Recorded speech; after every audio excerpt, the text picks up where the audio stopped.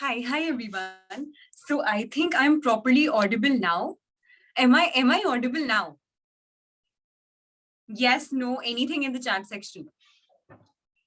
Okay, great. So I think could I get a quick hi or hello from everyone who's here today? A lot of here for the interview preparation. Hi everyone. Great. More hellos incoming, please. Got it. How are you guys feeling about today's session? What are you looking forward to?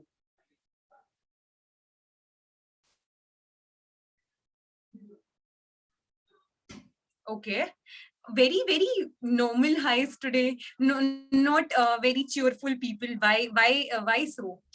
I mean, great. So I think great, guys. So I think a lot of people are excited, and yesterday's recording section is not updated. Yes, I agree. You can find the same on Discord itself.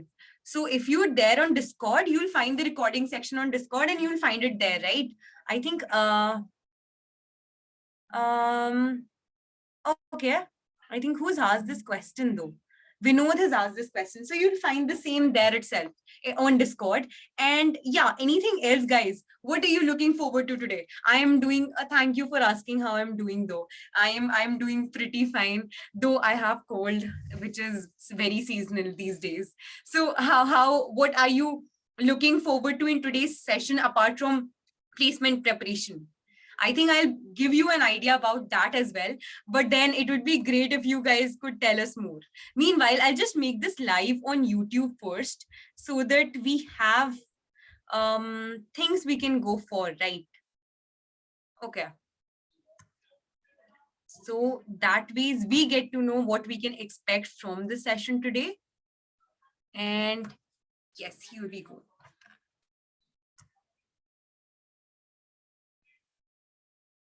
Guys, any more feedbacks if you could share? Because then we can just work upon the same. And how did you find yesterday's class?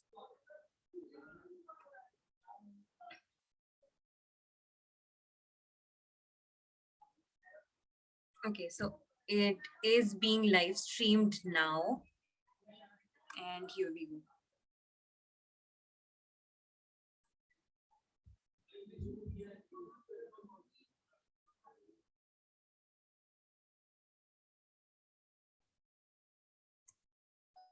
Okay.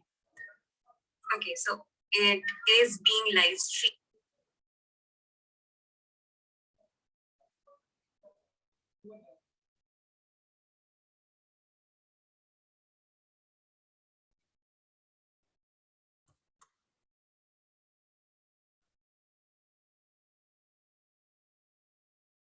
Okay.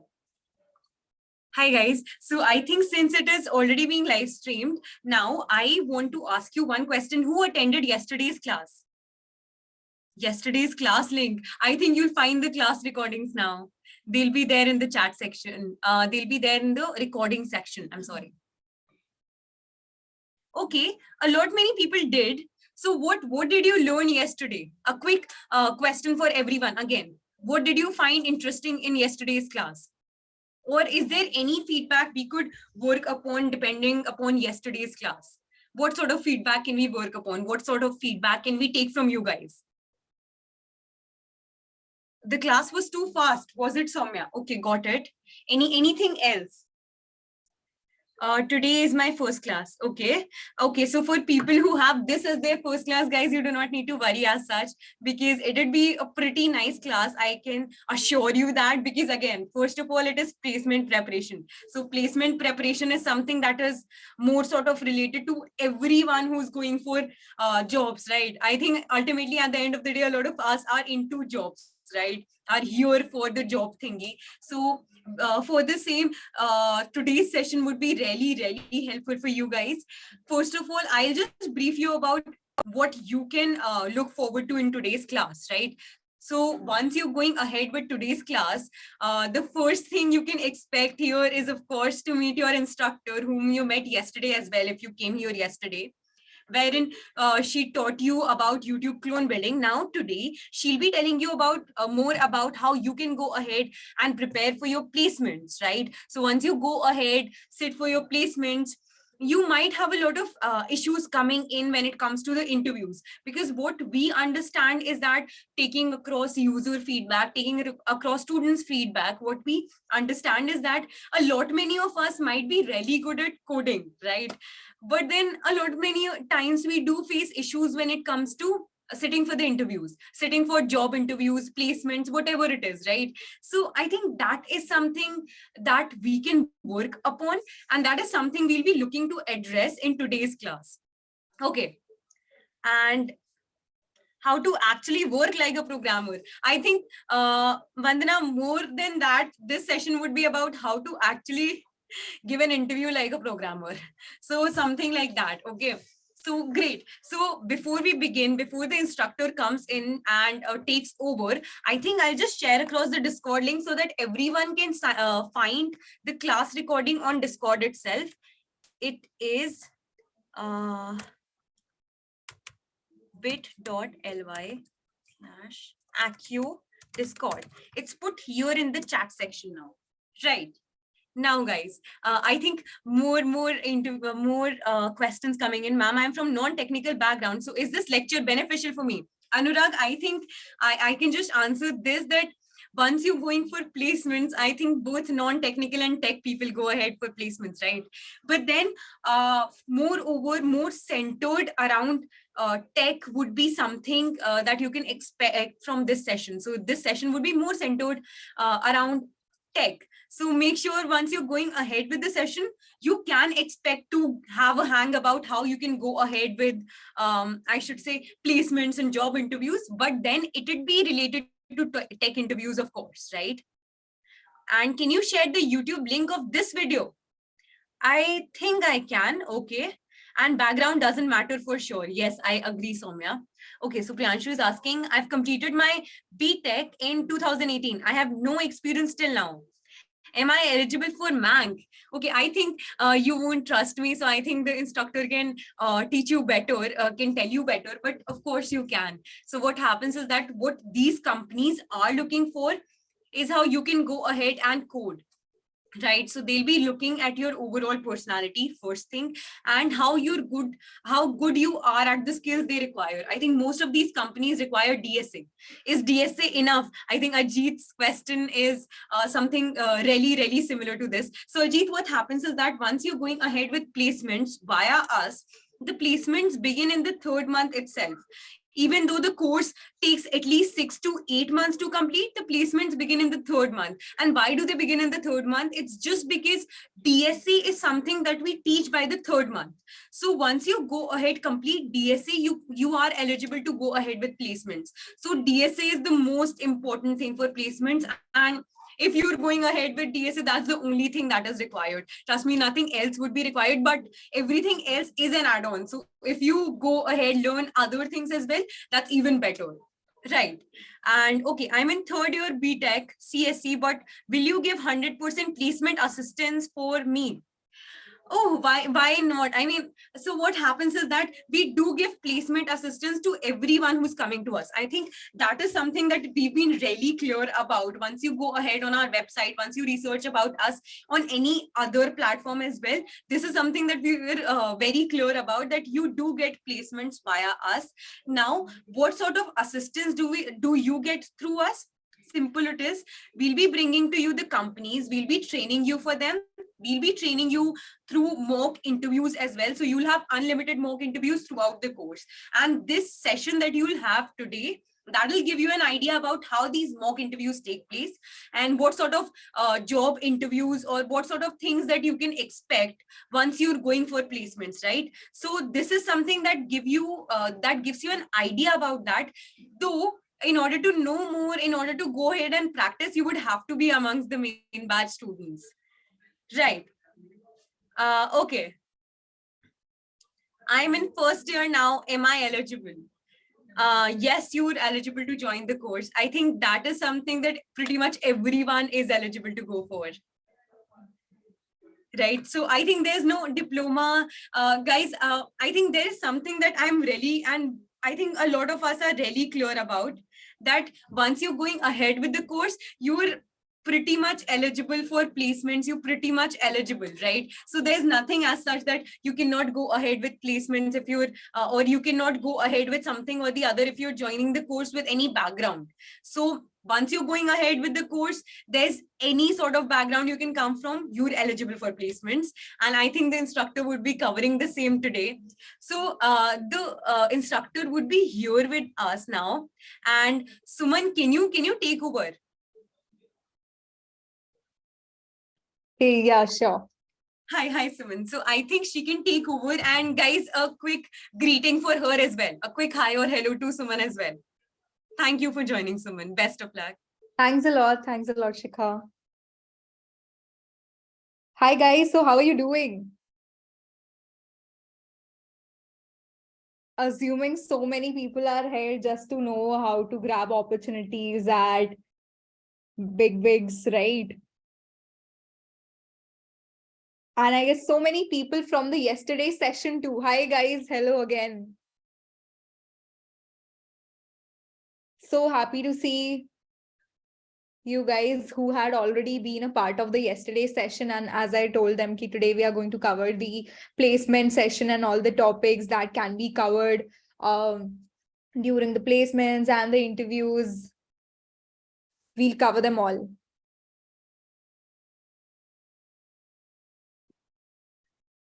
So before that, again, so I practiced the same thing yesterday. I would like to know all the people who are new today session to the session. I would like to know from are you guys college students or working professionals? If yes, then in which year are you in? Like if college students, then in which year? Are you fresher or first, second year students? Or if you're working, then from in which background or in which field are you working in, or in which companies? Okay, college students. Okay.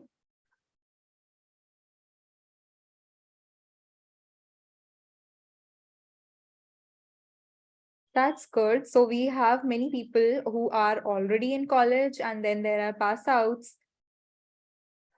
Great.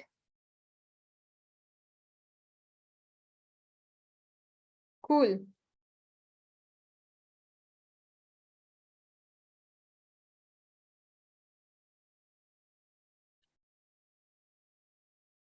(2023) batch pass outs are also there. I guess many people are there from 2020 batches.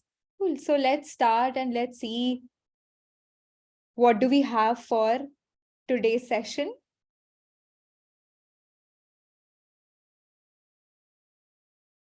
I hope my screen is visible, guys.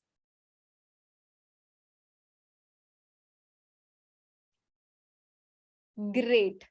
So today's session is all about cracking placements like a pro, whichever company it is. First of all, let's aim high. Let's know ki, this is our aim. This is what we want to do, crack the placements, right?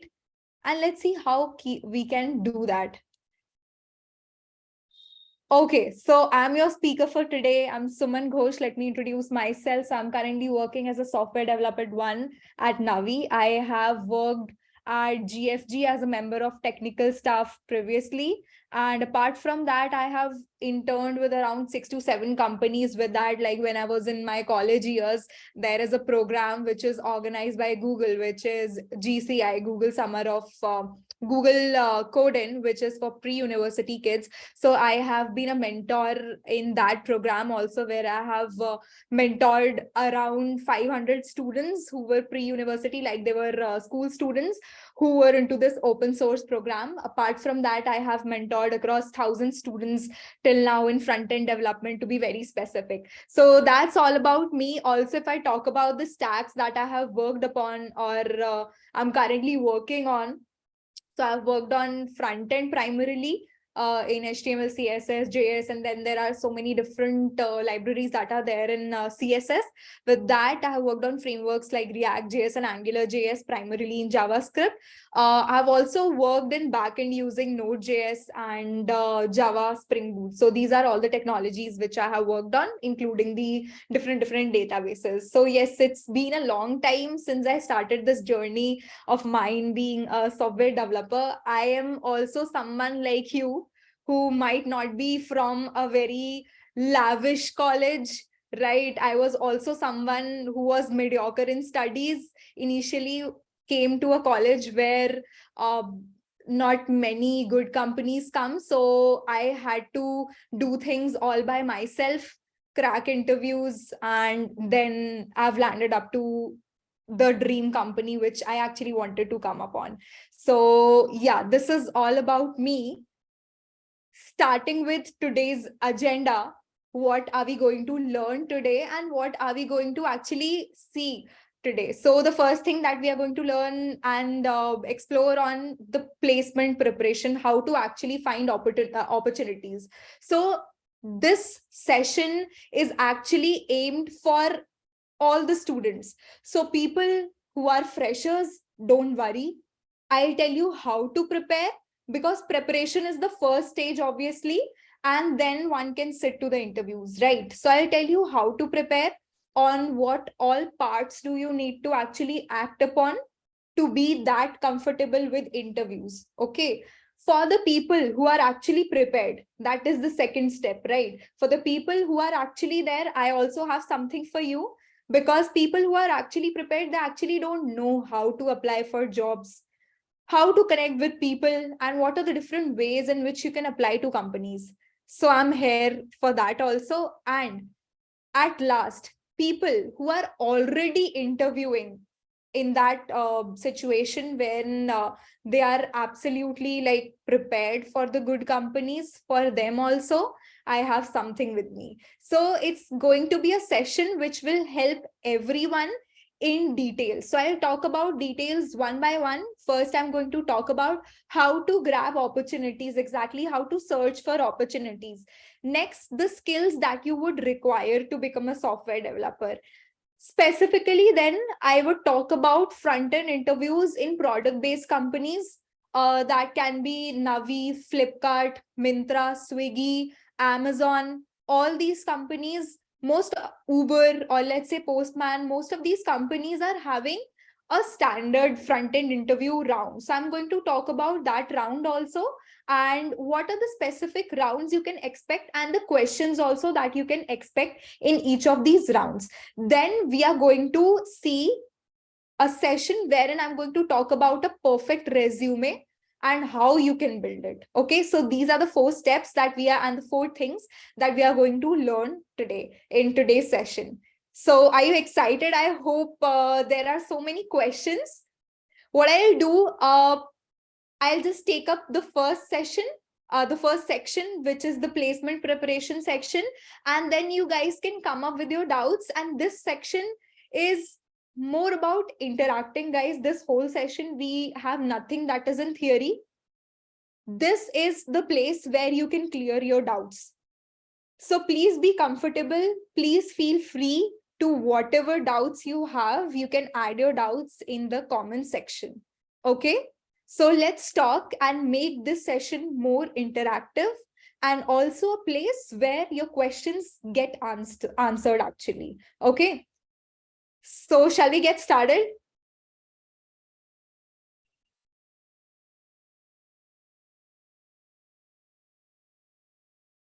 Okay, great. Now, talking about SD opportunities, let's say you are looking for opportunities specifically for software devs, right? People who are planning to switch specifically for them, or people who are already prepared.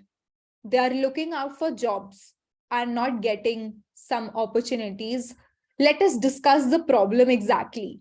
So guys, whenever you come out of a college, once you are in a college, if you are in a good college, let's say, then there are companies that are already coming on campus to actually get you placed, right? But once you are out of that college space, it becomes quite difficult sometimes to grab opportunities, because at college, uh there can be, like, let's say in your college there can be 1,000 students, right? So you are actually competing with 1,000 students at that point of time when you are in college.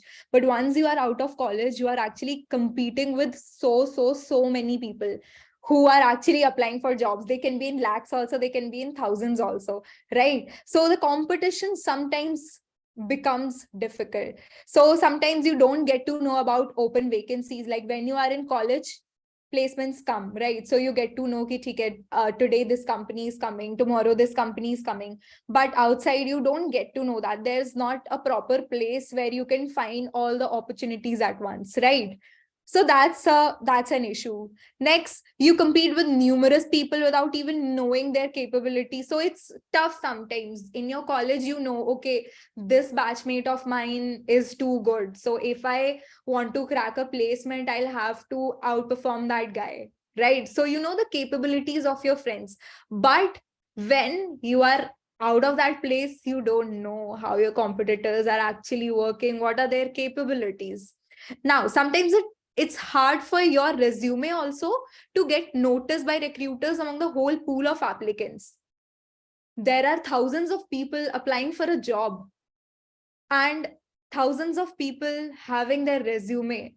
How do you think that your resume is the perfect one and it should get selected, right? Out of those thousands of resumes, you'll have to stand out to get that opportunity that the HR will recognize your resume, right? And then the interview rounds are comparatively harder, or the number of rounds that are there off campus also, the number of interviews are might vary to for the people who are already there in the college. So that's also one of the aspects. And you can go to the recruiters to ask for opportunities, so recruiters have an upper hand always. So now here is the solution. Sometimes ki you can go to the recruiters and ask for the opportunities. This is one thing you can do. And sometimes when you are outside, it's also difficult to get referrals.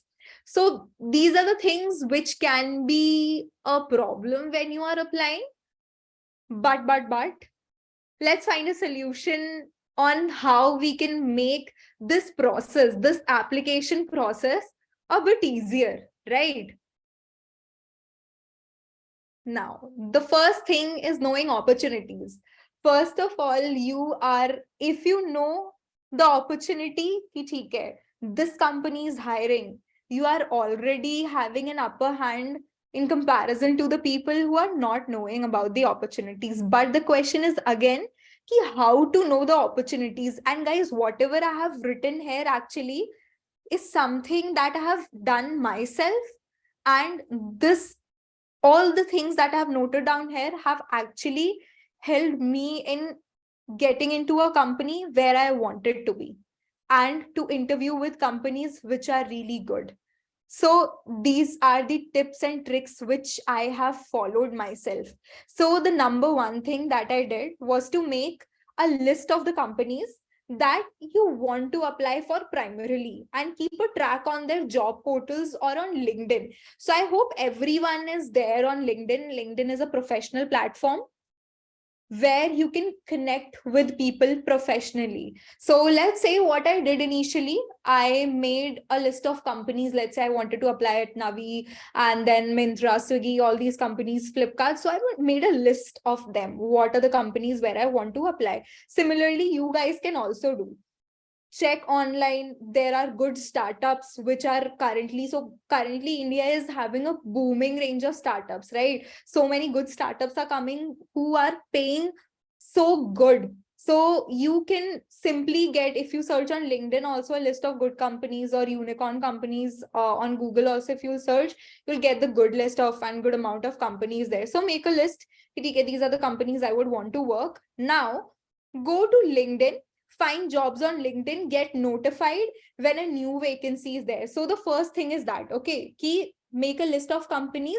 Next, what you can do, you can go to LinkedIn and search if these companies are actually applying, looking out for people for SDs or something, you guys can go to their page, particularly if you go to LinkedIn, if you search Swiggy, let's say you want to work at Swiggy or Amazon, let's say. So search Amazon, wahan pe on LinkedIn, you'll get a option wherein you can see the job opportunities at Amazon. So you can go there and see if they are hiring for people. First option. Next, there is again a separate job section on LinkedIn where you can go, and there are so many companies who are hiring for SDs and whatever position you're actually wanting to look for. And you can get notified every time a new vacancy is there. So that is the second thing. Now you can follow the pages on LinkedIn, Instagram, which post job updates regularly. So this also helped me a lot. There are many pages, like if you will search job opportunities या job करके on LinkedIn, let's say, you will get a lot of pages who post of the job opportunities, latest job opportunities on daily basis. So this will also help you a lot. Then you can follow the HRs. HRs are the human resources, or the people who actually recruit you. So go and follow the HRs and TA team executives of the companies which you actually shortlisted. Okay, so follow them, because these guys also post the openings key. Okay, these are the openings that we are currently hiring for. So that also helps you in getting to know the opportunities. And then you can join Telegram and Discord channels that post about the job updates. So these are the few ways where you can find. Another very good trick which I followed was, when you go on LinkedIn, you can just search the term hiring. Okay, you can just search the term hiring. What does it do? This hiring, once you do this, you will get many options. Let's say you want to search hiring in people, in jobs, or in companies, something like that. Okay, now click on people. How does it help? There are many people on LinkedIn who actually write in their bio ki we are hiring. It helps in highlighting, like if I'm hiring, I'm looking for people, then I'll write in my bio hiring. Okay, so this helps me in standing out and helping me reach out the people who are actually looking for jobs. So similarly, if you are looking for jobs, just search hiring and click on people. Okay, once you click on people, the list of people who are actually hiring, right? Or the people who have this word hiring in their bio will actually come, and you can ping them. You can ask for referrals, and I'm going to talk about this section, this thing in the next section. So let's move on. Now, I told you, you know about the opportunities. Now, let's say you made a list, you did everything, you joined the groups. Now, how to apply? The first thing, once you have made a list, search for a friend or a senior or unknown who works in that company. Okay, now let's say you wanted to work at Amazon.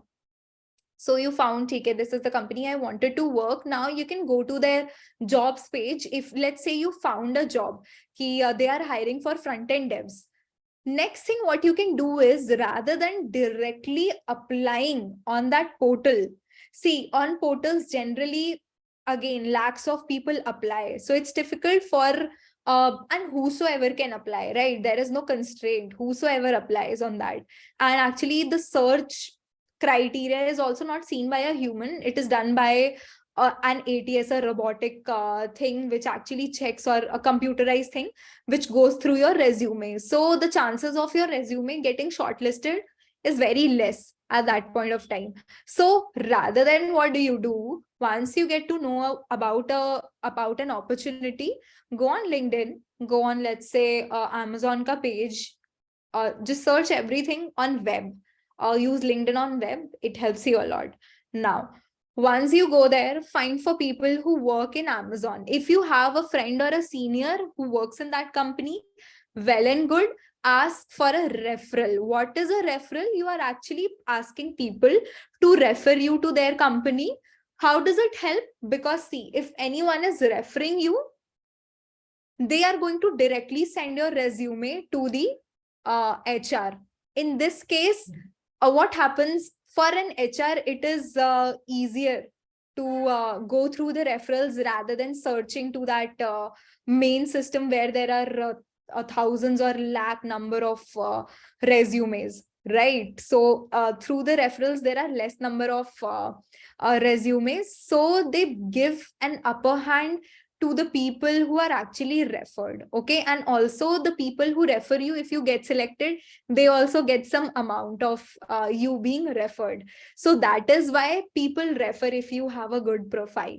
So always ask for referrals. It gives you an upper hand, okay, over the other people who are like foolishly just adding their resumes to the normal portals, because they are not considered most of the times. Okay. So just search for a friend or a senior or known who works in that company. Then if you don't have any friends, on LinkedIn, again, you can search for the SDs who are working in that company, and you can ask them to refer you. So how do you do that? You can send them a very short message telling ki, if this job role has some vacancy and you are interested to apply to that job role. So let me show you how you can actually do that thing.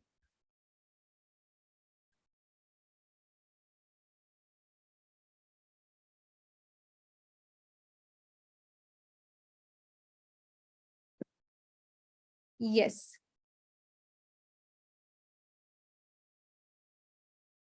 I hope my screen is visible to everyone.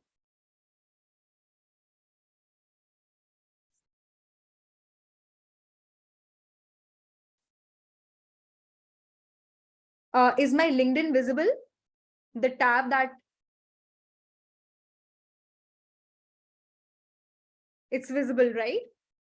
Okay. So as I was saying and talking about the tricks, so the first thing that you can do is hiring. Let's say you searched for hiring. Now see, search for people in here. Okay. Can you see all the people who had actually written this word hiring, right? Are there. Hiring talents. So out of them, you can actually connect to them and send a message. So let's say you are asking for a referral, you are wanting to apply somewhere. What you can do once you send a connection request, you can add a note here. This is going to give you an upper hand. What note can you write? Let's say you can tell them ki, hi sir or hi ma'am, we actually find an opportunity at your firm which you are actually interested in. So if they can refer you for the same position, that would be great. And also one more thing that you can do is, which I also personally do, you have resumes, right? Add your resume to this message. How you can do that? Upload your resume to Google Drive, right? Upload it there, get a link. There is a space called bit.ly, which helps you in shortening your URL. Why I'm saying that? Because this message has a length of 300 only. So like the Google Drive link is too long. So just shorten it and add the resume here itself, so that a person can see your message straight away. They can look at your resume by clicking that link, and straight away, if they feel, they can refer you. They'll download your resume and refer you straight away. So simple.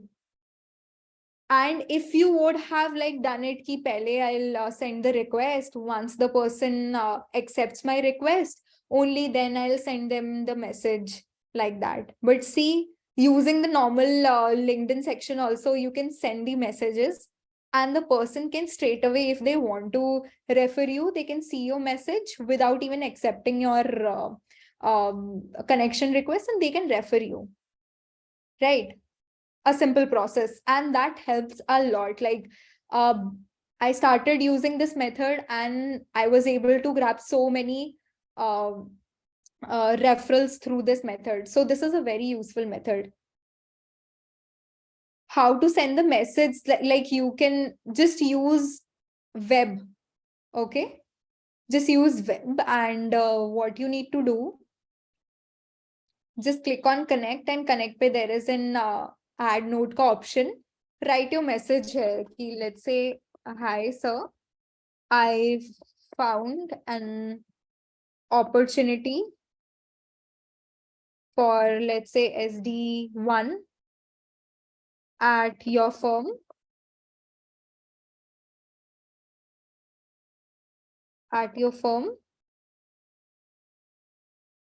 And I'm quite interested in applying for it. Would you please mind to refer me to the recruitment team? Okay, so something like this you can add. You can also say that these are my let's say the tech stacks that you know, right? You can add those in short key, and then you can add your resume here, the link to your resume. This is how you can do, and then you can click on send, right? So this is one way. And then, as I told you, in people you can search, and normally in posts also you can search. So once you search this hiring in posts, see, you'll get so many people who have actually added hiring alert, Reliance hiring for DC managers. So you'll find something like this. And again, there is a special option for jobs. If you are wanting to find something, let's say you want to search for front-end developers, developer roles, then you can just search the keyword and you will be able to see the jobs that are currently open for that particular profile, right? So these are the few ways in which you can actually apply for jobs and ask for referrals very specifically. And asking for referrals is not bad. It's just that you are asking that person to refer you. Ultimately, the HR is going to select your profile, shortlist your profile. If the profile gets shortlisted, only then they are going to interview you or move you to the second rounds, right? So this is what it is. Like, this is how. And so now you know, now that you have found about the positions and where, at which company do you want to apply, just go for referrals. Don't directly apply to their job portals. Okay.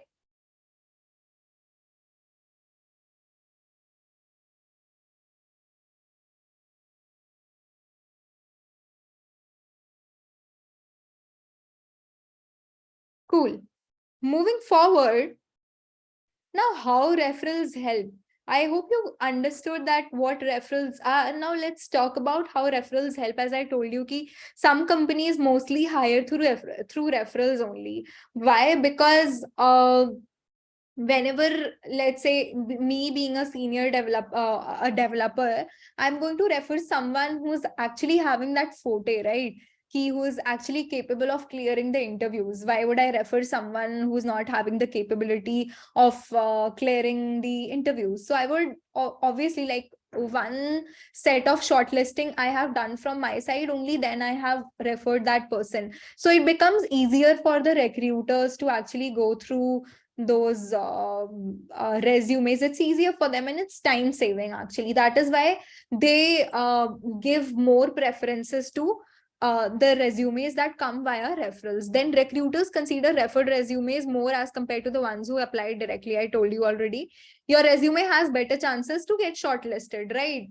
At one place you are competing with so many people, on the other place it's just that a developer who is already working in that company, that person is referring you. So you are getting an upper hand, right? Ki someone from the same company, that person might be good, that is why he's working in that company, right? And if that person is referring you, he might be considering something good in you, that is why he's referring you. So that's the advantage of referrals. So I hope till this point it is clear. Please hit upon your doubts, whatever you have, just let me know in the comment section.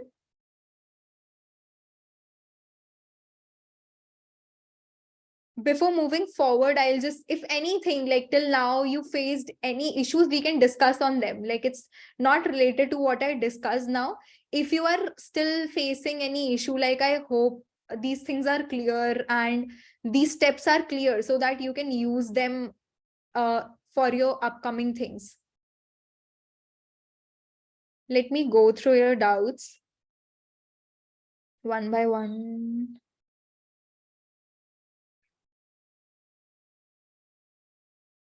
Okay, so some Ajay is asking that in AccioJob, how they refer us for placement. Now, the best thing at AccioJob is that they're not going to refer you. They are actually going to call the companies and they are going to, like it happens in the colleges, right? As I told you, companies come, they hire you, right? So similarly, AccioJob also invites companies. They have partnerships with the companies and companies come and interview you. So if you have reached to a sudden module and you have been a good student, like you have completed the assignments and you have been on the top of the leaderboard, let's say, so you'll get that opportunity to sit for the interviews for these good companies.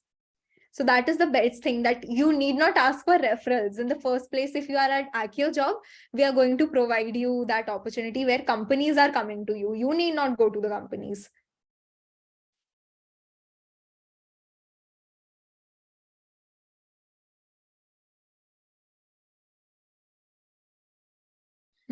Okay, so again, what is the difference between the normal class versus AccioJob? So one of the best things that I like about AccioJob, since I have personally been a part of other orgs also, and I have seen how these guys teach and how those organizations also teach.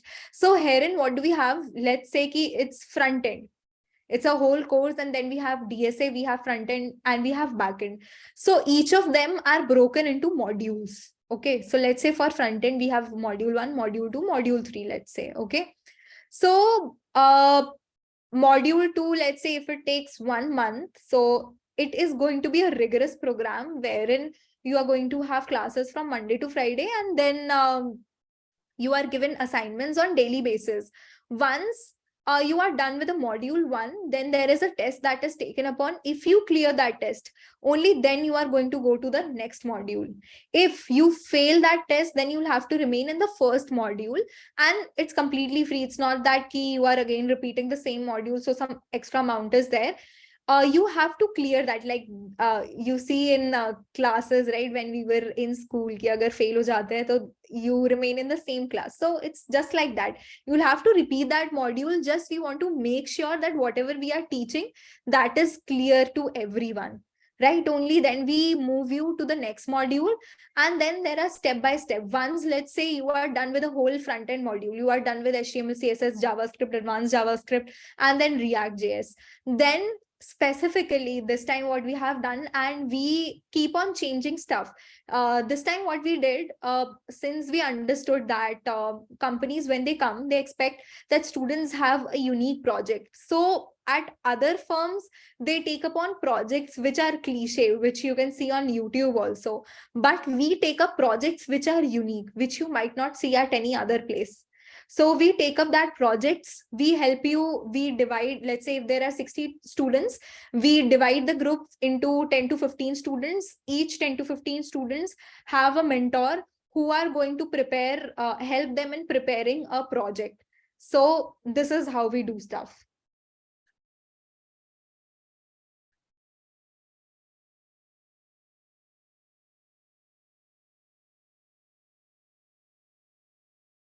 Okay, let me.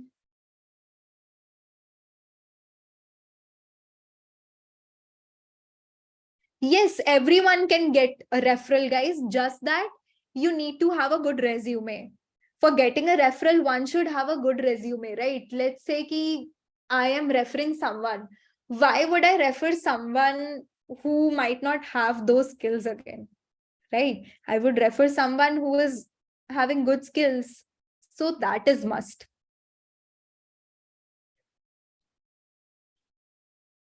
I'll share my resume. Don't worry, guys. That is the last part, actually, when we are going to talk about the resume session.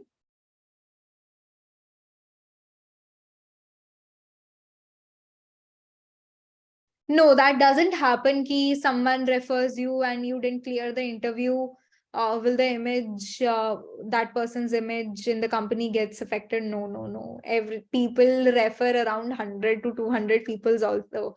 So don't worry about that.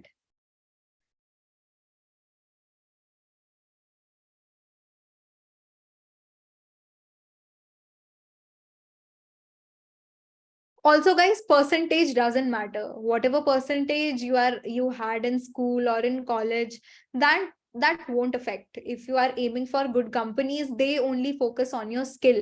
Let's say if any of the companies, they are looking for your 12th ka percentage, how does your 12th or 10th ka percentage actually matter? People grow with time, right? So that doesn't matter.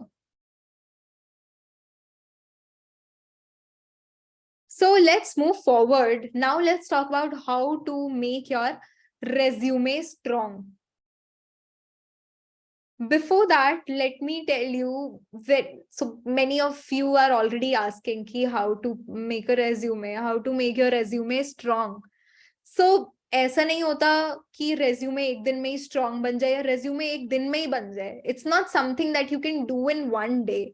It's an effort of your, let's say, the efforts that you have done over the years, which you are actually presenting as a resume, as your resume. Okay. So first of all, when you think of creating a good resume, a strong resume, the first thing is to set goal. What you actually aim for, what you actually want to become. Let's say if you want to become a software developer, okay, then where? Which is your dream company, or what companies do you want to apply for?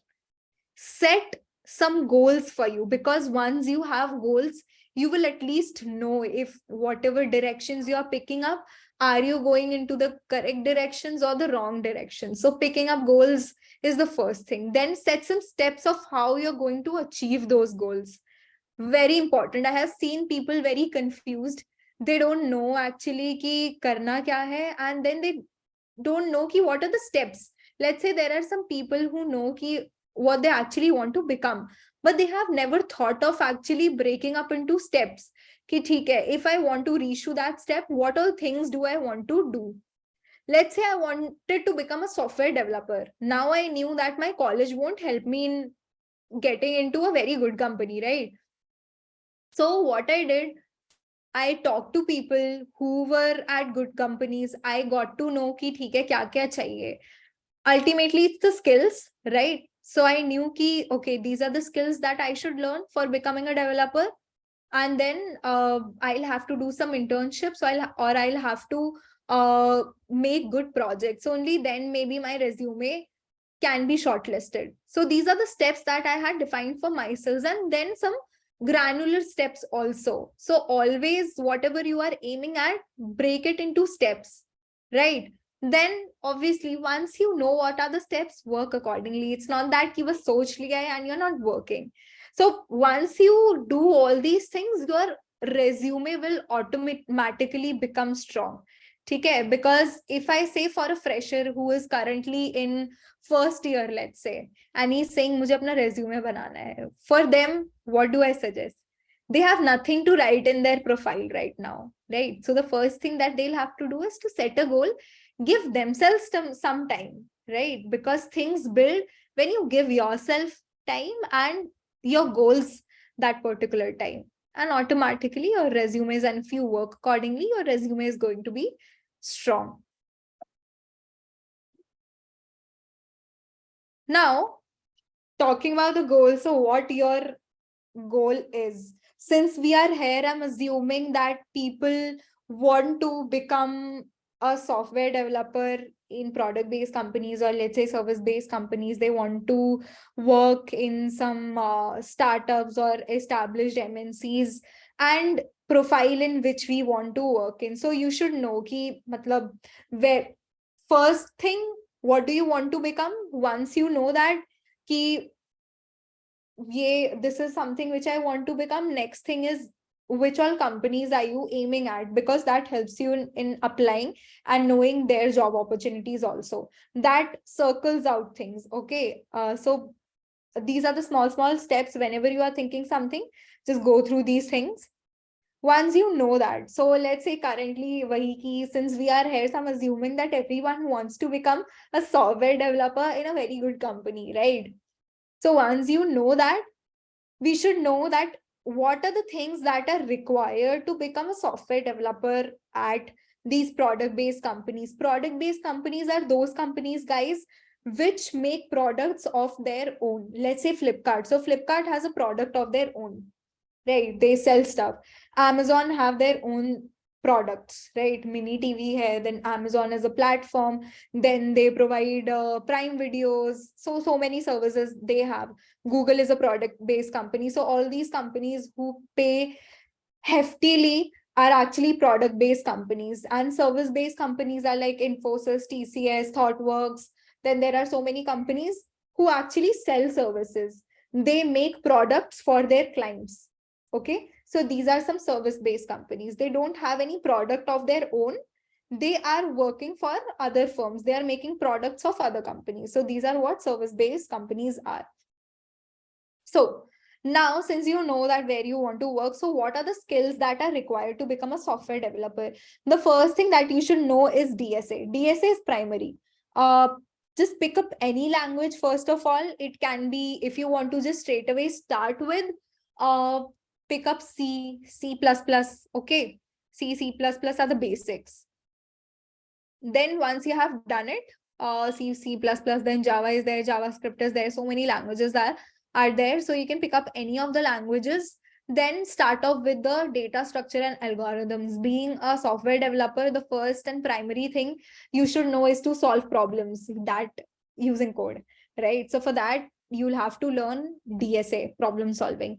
Then you should have some basic knowledge of some CS subjects like OS, DBMS, CN, right? Oops, object oriented programming. So these are, I have listed down these 4 subjects which you should actually know if you are a software developer. It will be really good once you are in companies. So it becomes easier for you to actually understand the in-depth thing in that. Okay, and then it will be very useful if you have some project experience, if you have made projects, good projects of you. And it's not like that ki bas YouTube pe chale gaye and then you found some small projects and bas you thought ki nahi, I have copied this YouTube projects, so now though I have seen so many projects in my resume, I'll be selected. No, not like that. Companies are not foolish. They know ki these are small projects and anyone can make them, right? So you'll have to make projects of your own, and it becomes easier if you have grabbed an internship. So in internship you get an industry experience ki how people work in companies, right? And live projects also, you get to work on live projects. So internships help you a lot. So these are the few things you need to learn if you want to become a software developer at any product based company. Now, let's say you have done that. Many people have this question also ki DSA kare ya development kare. Do you guys have any such doubts? People who might be in this dilemma, right? So DSA kare ya development kare, again, big question. So yaar, kuch bhi karo, and I would suggest actually do both of them. Do DSA also and do development also. It's not that key restrict yourself just to DSA, because ultimately when you're going to come to companies, wahan pe it will be development focused. Okay, so if you have a primary experience of development, it will help you a lot.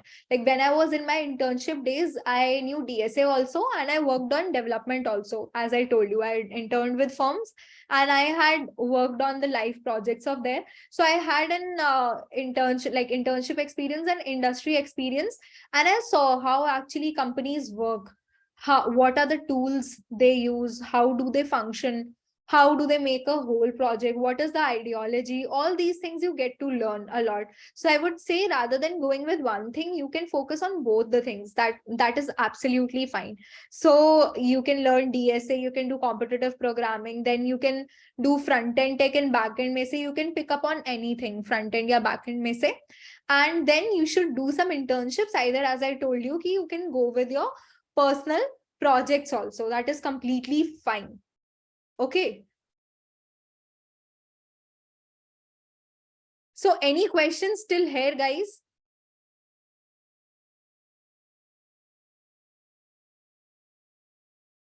Any questions still here?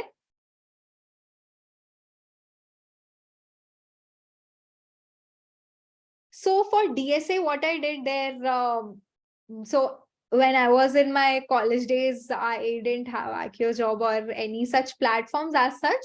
At that point of time, Geeks for Geeks, and today also, it was a great resource. So I went through their courses and also the YouTube courses that were there. A very good course by Geeks for Geeks is the self-paced DSA course that helped me a lot.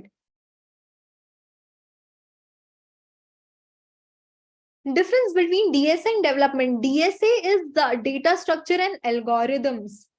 Okay, it's not related to development. Development is more kind of how to make a product end to end, pura functionality. But in DSA, it's core programming, like a problem is given to you and you have solved that problem. It's like that.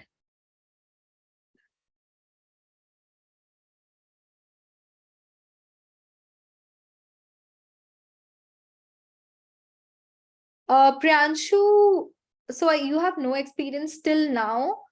Are you eligible for MAANG? Yes, you are, but then your profile should be strong because they consider people who have a really good profile. So that is a must again. How you can apply for internships, I'll tell you guys. Average package of a web developer, guys, there is no average package, to be very honest. Matlab, it is just the data set which you are going to take to determine let's say an average package. Average package कुछ नहीं होता है. कुछ लोगों का package can be 5 lakhs also. कुछ लोगों का package can be 15 lakhs also. कुछ लोगों का package can be 20 lakh also. This doesn't depend on a web developer. In any field you will see there is a different let's say slabs of people having their packages. So that depends on your skills primarily. Couldn't get the clear idea on DSA and development. Once you start, so DSA is this, let me tell you. So DSA kya hota hai? These are algorithms, set of algorithms and data structures which help you. Let's say, okay, let me give you an example. So in English, right? In English, you need to know grammar, right?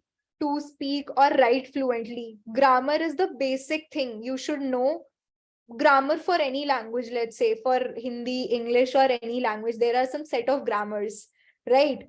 Those are the foundational things when you are going to learn a language. Similarly, for any language you are going to learn as a software developer, the basic is data structures and algorithms. Like in grammar, it tells you what are tenses and it provides you a set of rules. This is the way you should write English, or this is the way you should speak it, or you should form a sentence in this format, right? The way grammar tells us. Similarly, data structures tells us this would be the best way to write a program or code in such a way so that things become faster. So that is DSA. Now, what is development? Development is building things from end to end, the actual programming. So development includes data structures also. Got my point?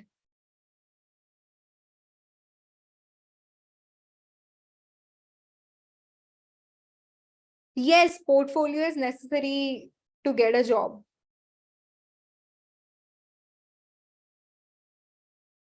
DSA you can do in any language. You can either pick C++ or Java.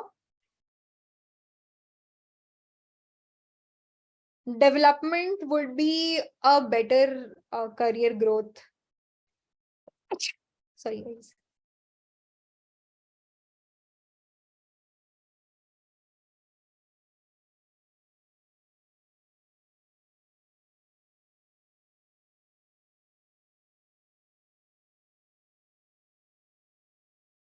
Atif, yes.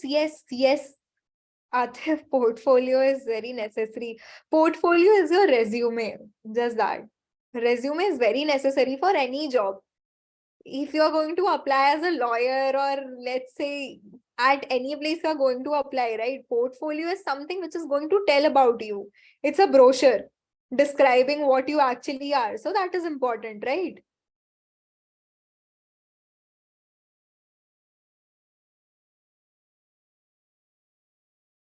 Ajay, actually, I'm not aware of that bond, so I might not be the right person to actually answer that question.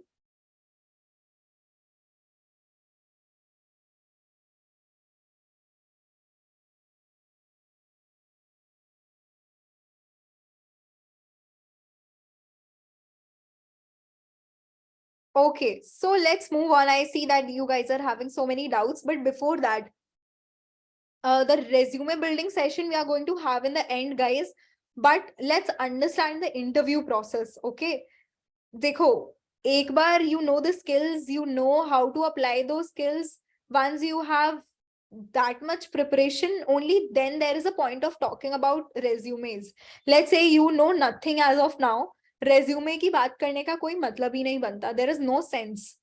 It will be like if else I'll tell you either way you are not having skills, let's say right now, your resume will be empty. So let's focus on building skills and understand what are the skills that are actually required. What is the purpose of resume? The purpose of resume is to get a job, right? Anyone will give you a job only when you are having the required skills. अब resume में skills ही नहीं होंगे apt, then how can you apply for jobs and get a job? So let's focus on the skills as I told you.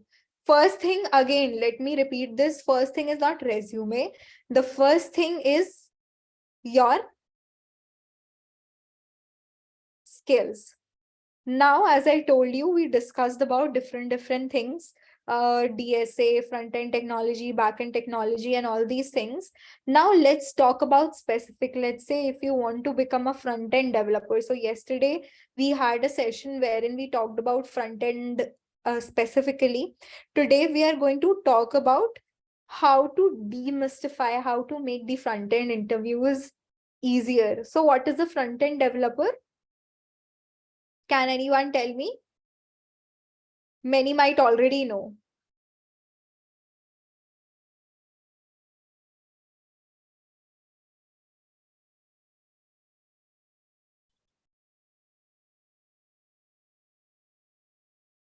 Correct. People who actually develop the user interface of any website are the front-end devs. Now, if you want to become a front-end dev at very good companies, like I told you the names already, all these top-notch companies, let's know what are the skills do they ask for. So the first thing, and these are for freshers, guys, okay? Irrespective of you might have, let's say, a lot of experience in some other field and you want to switch to development, it is for them also. For everyone who's actually looking for a job change or being a fresher, you want to apply as a software developer, specifically as a front-end developer, then these are the required skills specifically. So for the other part, I already told you. For normally you need DSA and the OOPS concepts. These are the things that you should know. But specifically, if I talk about backend developers, front-end developers, there are some specific things apart from DSA also that are must for you. So those are the knowledge of HTML, CSS, and a very good knowledge of JavaScript. At least the basics should be very clear. So having a good knowledge of HTML, CSS, and a good firm grip on JavaScript primarily, this is required. The second thing is the knowledge of front-end frameworks like React and Angular would be a perk. It is good if you already know React. That is going to help you once you are there in the company. Next, you should have a good problem solving skill. Now, what a good problem solving skill? Again, when you will do DSA, it is going to help you in understanding or solving the what you say, the questions better. So good problem solving skills, how you can develop that by solving more questions. I'll tell you how. And that also you can do First of all, you can do DSA. Second thing, you can work on projects, as much as projects as you can work upon, right? Just work on projects, do internships. Jitne internships kar sakte ho, do internships, make your own projects. There is an open source uh, competition that happens, which is GSOC, Google Summer of Code, organized by Google specifically for open source. So you can contribute to that. Maybe some other time we'll talk about more about it. But yeah, for now, you can just write out this word GSOC, and uh, Google actually pays you a lot, like around 2 or 2.5 lakhs for 3 months if you clear that, but that's a hard process. Okay. So those are also quite good opportunities, or the good ways in which you can actually get a good experience. So these are the skills that you should have. The language tech stack I told you, for fresher pay, HTML, CSS, JavaScript. JavaScript is main, the knowledge of JavaScript. Then if you know React या Angular में से कुछ भी, it will be very good for you. And then good problem solving skills will anyway help you in long run. No say, because वो basics है, right? And good projects will give you an upper hand in comparison to other people who might not have worked on projects. Okay. Now, how to get your resume shortlisted. This is also a case. But before that, as I talk about the required skills, let us talk about the front-end interview rounds, which is very, very, very important. So I told you in front-end interviews, what are the skills that are required. Very important thing is to discuss how is the front-end interview, how does the front-end interview rounds look like. So generally you have around 3 to 4 rounds mostly that happens. Let's say once your resume gets shortlisted, you generally get this exploratory call from someone from the HR team who would take a short, let's say it is not going to be an interview. It's just a short call to know you. And if you have any questions regarding the company also, you can ask those questions. So how does generally, let's talk about this. How does exploratory calls go like? So HR generally call you. They'll ask you if you can tell something about yourself, a short description. So in this description, guys, now how to give an introduction whenever an HR or let's say a hiring manager is asking for your introduction.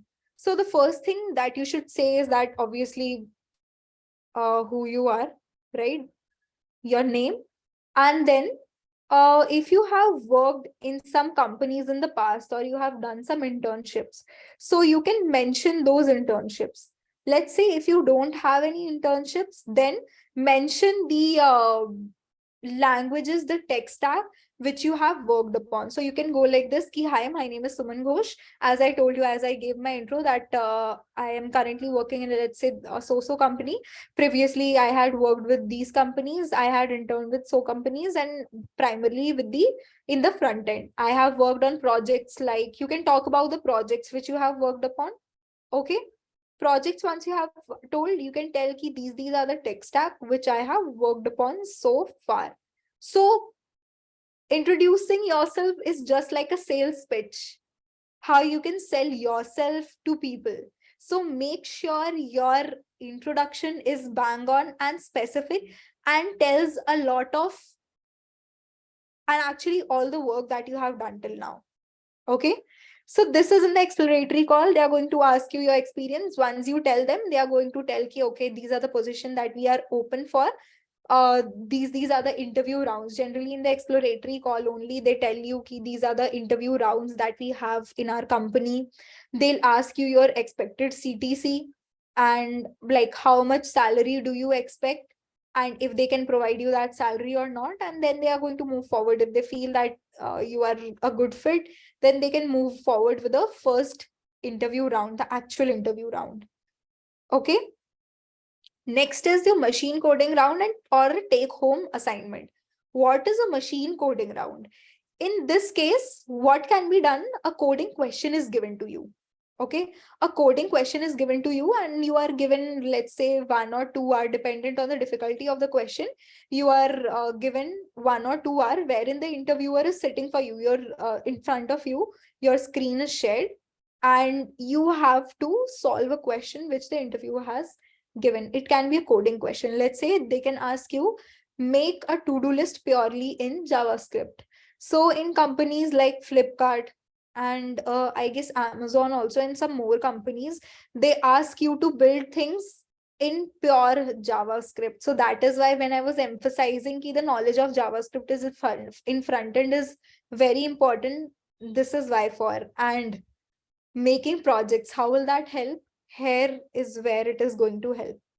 In the machine coding round, they are going to give you a question like, create a to-do list or make a tic-tac-toe app, and many machine coding rounds are there in front end. So they'll give you a question like this, or let's say make a comment section wherein you can reply to it, reply to a comment, delete a comment, edit a comment, something like this, or something like GitHub, a search functionality, a Swiggy like page wherein you have a search functionality, a filter functionality, a delete, addition, all these functionalities are there.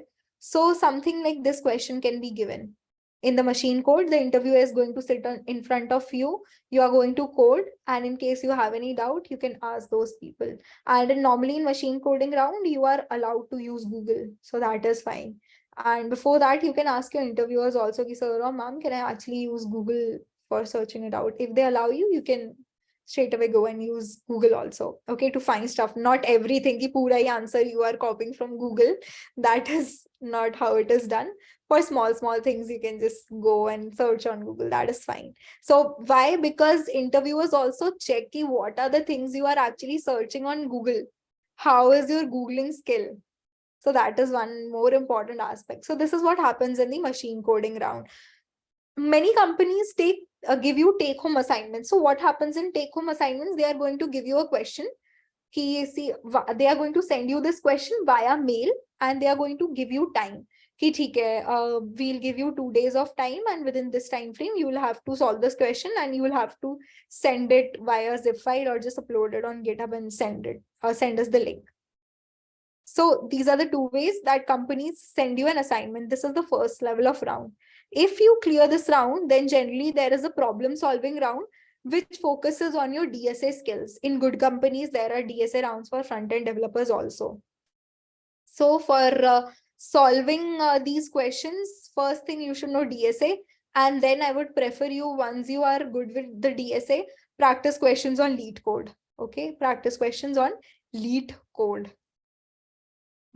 So in this, what happens again, this round can vary from 1 hour to 2 hour, or in take home assignments it can be a few days also. Problem solving rounds are generally of 45 to 60 minutes. So in this, problems are asked to you based on DSA, and you'll have to solve those questions. Next is your technical discussion. Technical discussions are purely on JavaScript, HTML, CSS, and front-end technologies, how internet works, let's say how JavaScript is loaded, how a JavaScript code runs, questions related to JavaScript, questions related to React can also be asked, or questions that are related to your resume, whatever things you might have added in your resume. So never add things in your resume which you don't know. Okay, the interviewer can ask stuff regarding your resume, so don't fake it at that point of time. So this is what happens in a technical discussion. Technical discussion is also around 45 to 60 minutes. Next, you have a managerial round, wherein managerial round is generally taken by the hiring managers who are hiring for their particular team. So they are going to ask you majorly these are also senior developers, like the managers of your team. They ask you questions like questions regarding your resume, your past experiences, your projects, and then if they have some more questions regarding the technology, they can ask that. Then the last round actually is the culture fitment, or the HR round, wherein more questions are asked to check if you are actually fit for a company. So whenever you are there in an HR round, try to give answers in short. Don't try to elongate your questions too much. Just be on point. Whenever in HR rounds, give very diplomatic answers and straight answers. Okay. Don't make them, don't exaggerate things much. Okay. Just be on point. Right. So this is how the front end interview rounds look like. Any questions in this?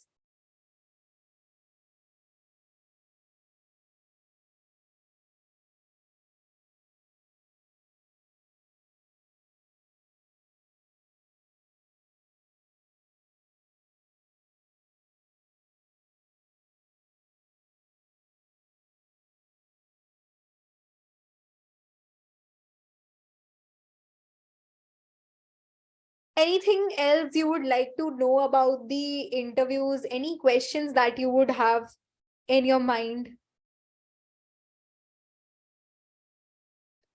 How much time it is going to, it depends on your, what should I say, on the pace that you are working.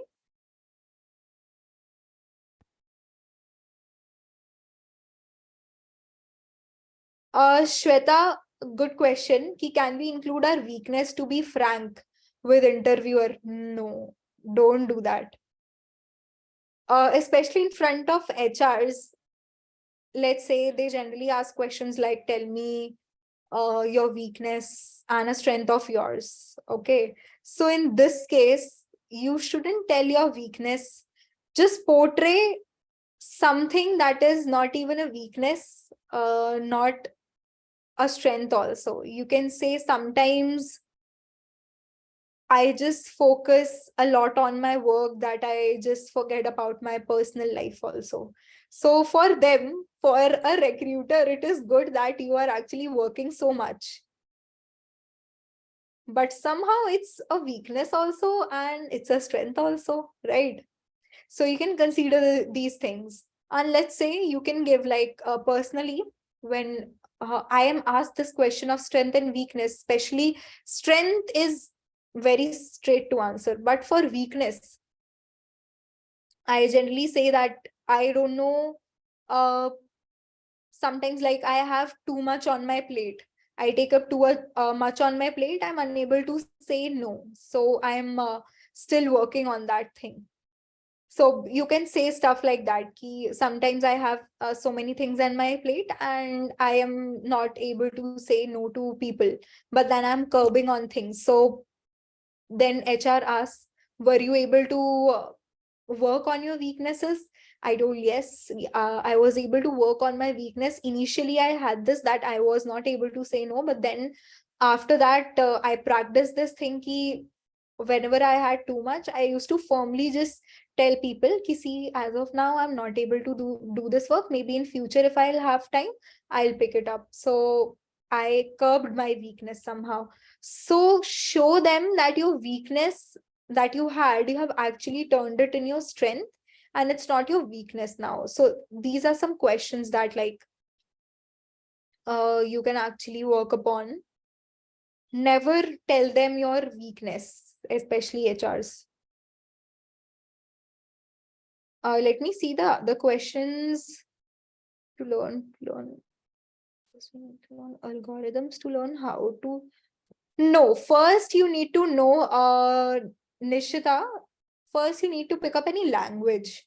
Okay, कोई भी एक language pick कर लो, C, C++, Java. Learn that language ka basics, because DSAs, again, see, for learning grammar also, you should know ABCD, right? You should know how to make words, how to form words. So we first knew कि words कैसे form करते हैं, उसके बाद grammar आया.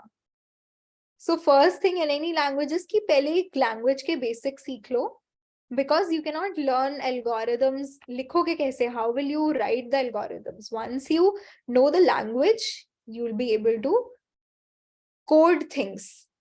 So पहले is learn a language, then move to DSA. Soumya, on a scale of 10, how difficult would you say is the overall interview for a fresher? See, no interview is very difficult or very easy. It actually depends on your preparation level, right? My preparation level cannot be of a person who is currently working at Google, maybe, right? But I won't say in that case कि अरे यार Google का interview let's say बहुत ही hard होता है. It will be hard. किसी भी company का interview is hardly till the point you crack that company. At some point of time, Navi ka interview was also very difficult for me. But now since I have cracked it, I might say it is easy for me. Right? So it depends on your level of preparation.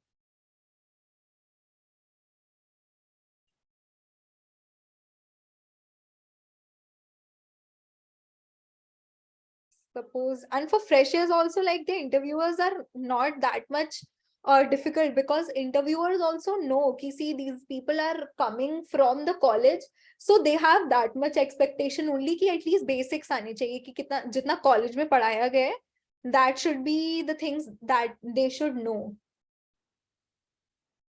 And DSA is something which is a must and the basic. That is the expectation, basic expectation.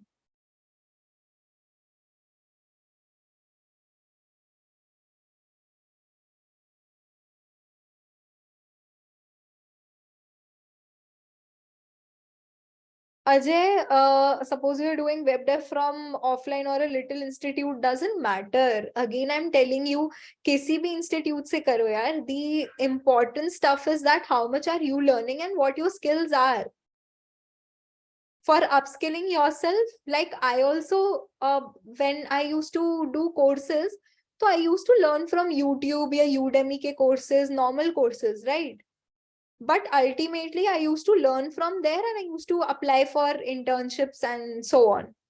So it's not like that कि छोटे institute से किया है तो मतलब again interview में क्या होगा नहीं होगा. It all depends on your skills. Shelja, which platform is good for practice in DSA coding? Initially, when you are starting, you can go with HackerEarth or HackerRank, then you can move with LeetCode. It has a very good interface and also it is going to be easier. It has a lot of questions and mostly companies ask questions from LeetCode. So LeetCode is the god. कि LeetCode कर लोगे तो हो जाएगा.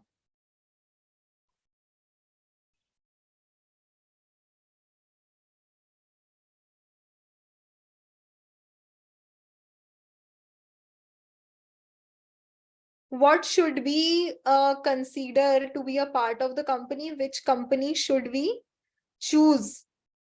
Good question, Sadia. So guys, whenever you choose a company, there are a lot of factors. Firstly, being freshers, we feel that as of now, if we get a salary package, that is quite good. The first aspect, a good package. Then the amount of work, the quality of work actually, कि कैसा काम रहेगा, and that you get to know when you talk to people of that company. Okay, so what is the quality of work that is there? How are your teammates? मतलब वहां पे लोग, the people who are there working at that company, where do those people come from? What is the background? How is the work culture? These are a few things. Toxic to nahi hai. The work culture is good, because especially in IT sector we have so many companies now, and work culture in our case is given a lot of preference. So why do we call, let's say, कि Amazon या ये सब companies को, why do we call good companies? Because not only they provide you a good package, they provide you a good work culture. They give you good people around you to learn stuff. So people who are working at Amazon are Amazon, or let's say Flipkart या फिर again Swiggy, all these companies are Navi. These are people who have actually worked hard to be into this field. They have good knowledge of their field, right? And they have worked in some great companies in their past also. So working with those great developers, like working with those great minds, actually brings the best out of you also. If you are going to be with the people who themselves don't know anything, that might not help you in growing, right? So you would need seniors who can actually guide you, the seniors who are actually very capable, right? You would like to be a part of them. So these are a few things that you should consider about choosing the companies.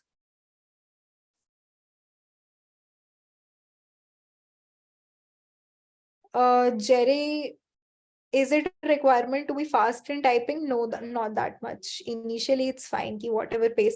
And the speed comes with practicing. Like in maths, we used to do na ki jitne questions we'll practice, the speed increases, right? So it's dependent on that.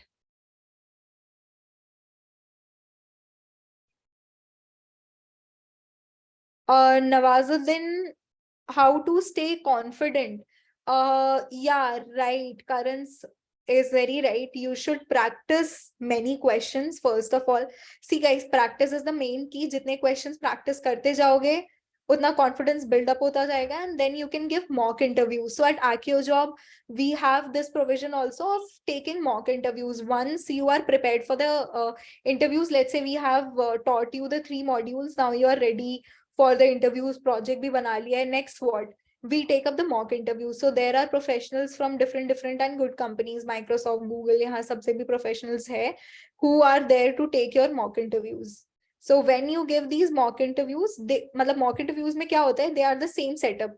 People are just asking you some questions and you will have to answer them. Just that ye kisi company ke liye nahi hai, it's a practice. Just to know कि कैसे interviews होते हैं, how to answer interviews. So then these interviewers give you feedbacks also कि see, this is the way you could have answered it. This is the way you could have made it better. Ravi, I have technical knowledge, but have anxiety and face talk fear, which don't make able to proper deliver answer. How to deal with it? Ravi, again, practice and mock interviews.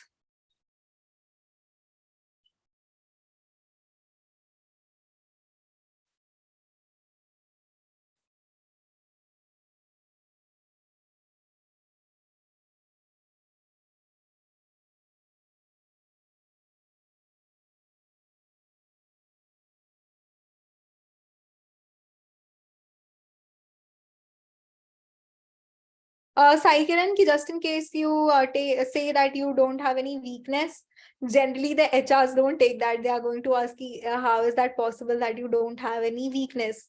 So just find out something which is positive. Okay, is a weakness still positive? I gave you ideas, right? Ki, matlab, you can say ki sometimes you overload yourself with work.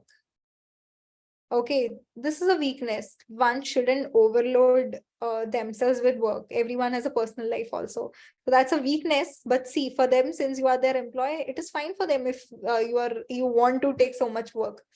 So that you can say ki sometimes I'm too peculiar with things. Like I want to code perfectly. Let's say sometimes I'm like this ki if I don't find the perfect solution, I keep myself stuck on that place itself. So it's a good thing also and a bad thing also. So it's not kind of a weakness also and not a strength also. So you can answer it likewise.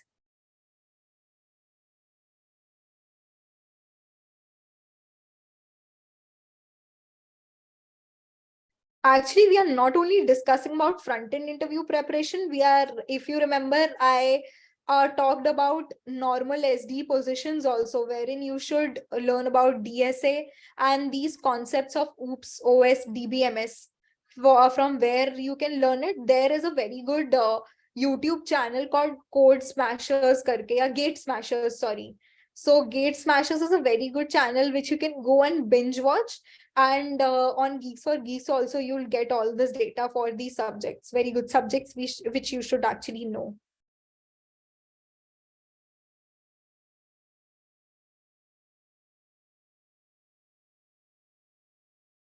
Vicky, we can't give frank answers. Sometimes, see, the HRs are not your friend, right? Who want to know कि अच्छा आप में exactly क्या कमी है, right? They don't want to know. They actually want to know your diplomatic skills. They want to check how you exactly are. Let's say you are meeting a new person. You won't want them to know your weakness, right? Why would I want anyone to know my weakness? It can harm me only, right? I would want to tell people my strengths. Who wants to tell people about their weakness? Tell about your weakness, but in a diplomatic way always. That's a smarter option. Why would you want to tell an unknown person your weakness or anything very personal, or you want to be frank? HRs won't like if you sometimes be over frank also, okay?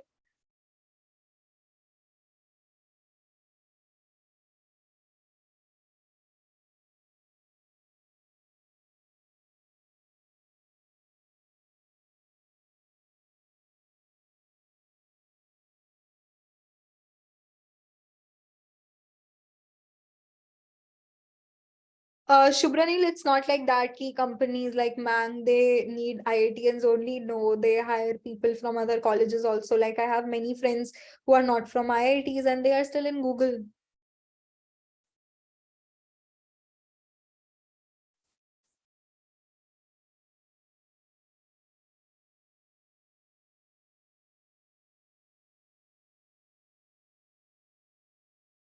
Yes, Srikiran, that is fine. I can only concentrate on one thing at a time. That is completely fine, which is good also, uh, which is not too good, not too bad also. One bad thing about it is you are not multitasker, but then it is fine. Just say ki I can concentrate on one thing at a time, but I make sure that I am giving the best in it.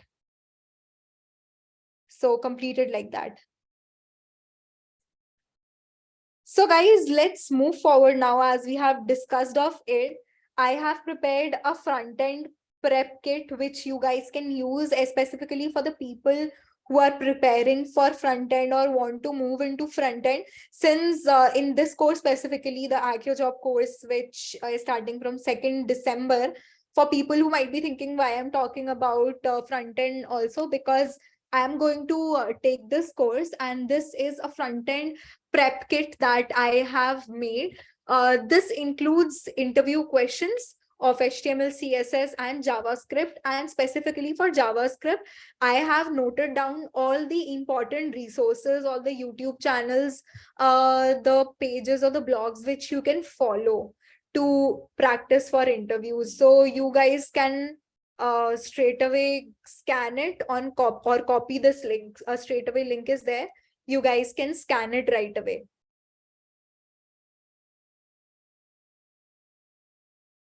Either you can take a screenshot or you can just take a pic, click a pic on your mobile.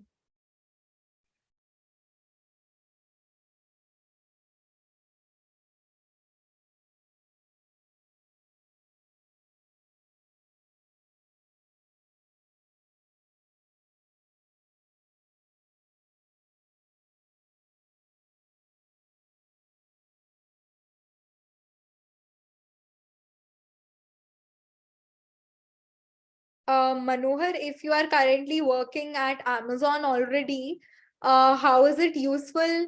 I guess since you are already at a level, might be this particular session is for the people who are aiming to those companies, to Amazon, and you are, if you are already at that place, I guess this might not be that useful for you. There might be some extra session which includes some advanced topics, which topics you might want to know, but currently this particular session might not be of that help for you.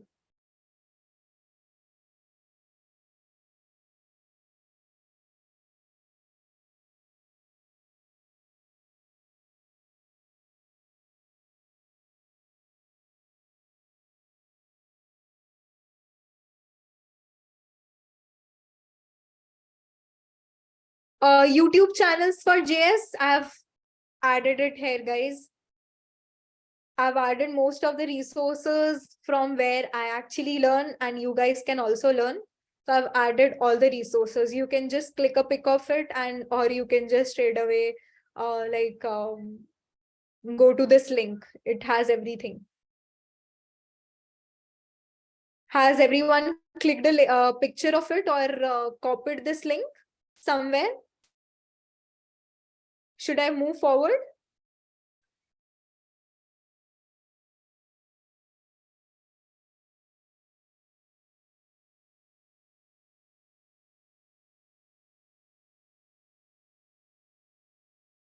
Okay, guys. So hoping that everyone has actually taken a picture of this.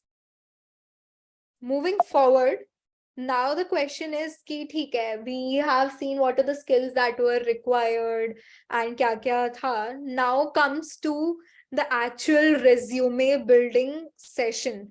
Now is the point, since you know कि skills क्या क्या चाहिए थी. I told you about internships also. So one more things, I guess, one more question which many people had was how to grab internships.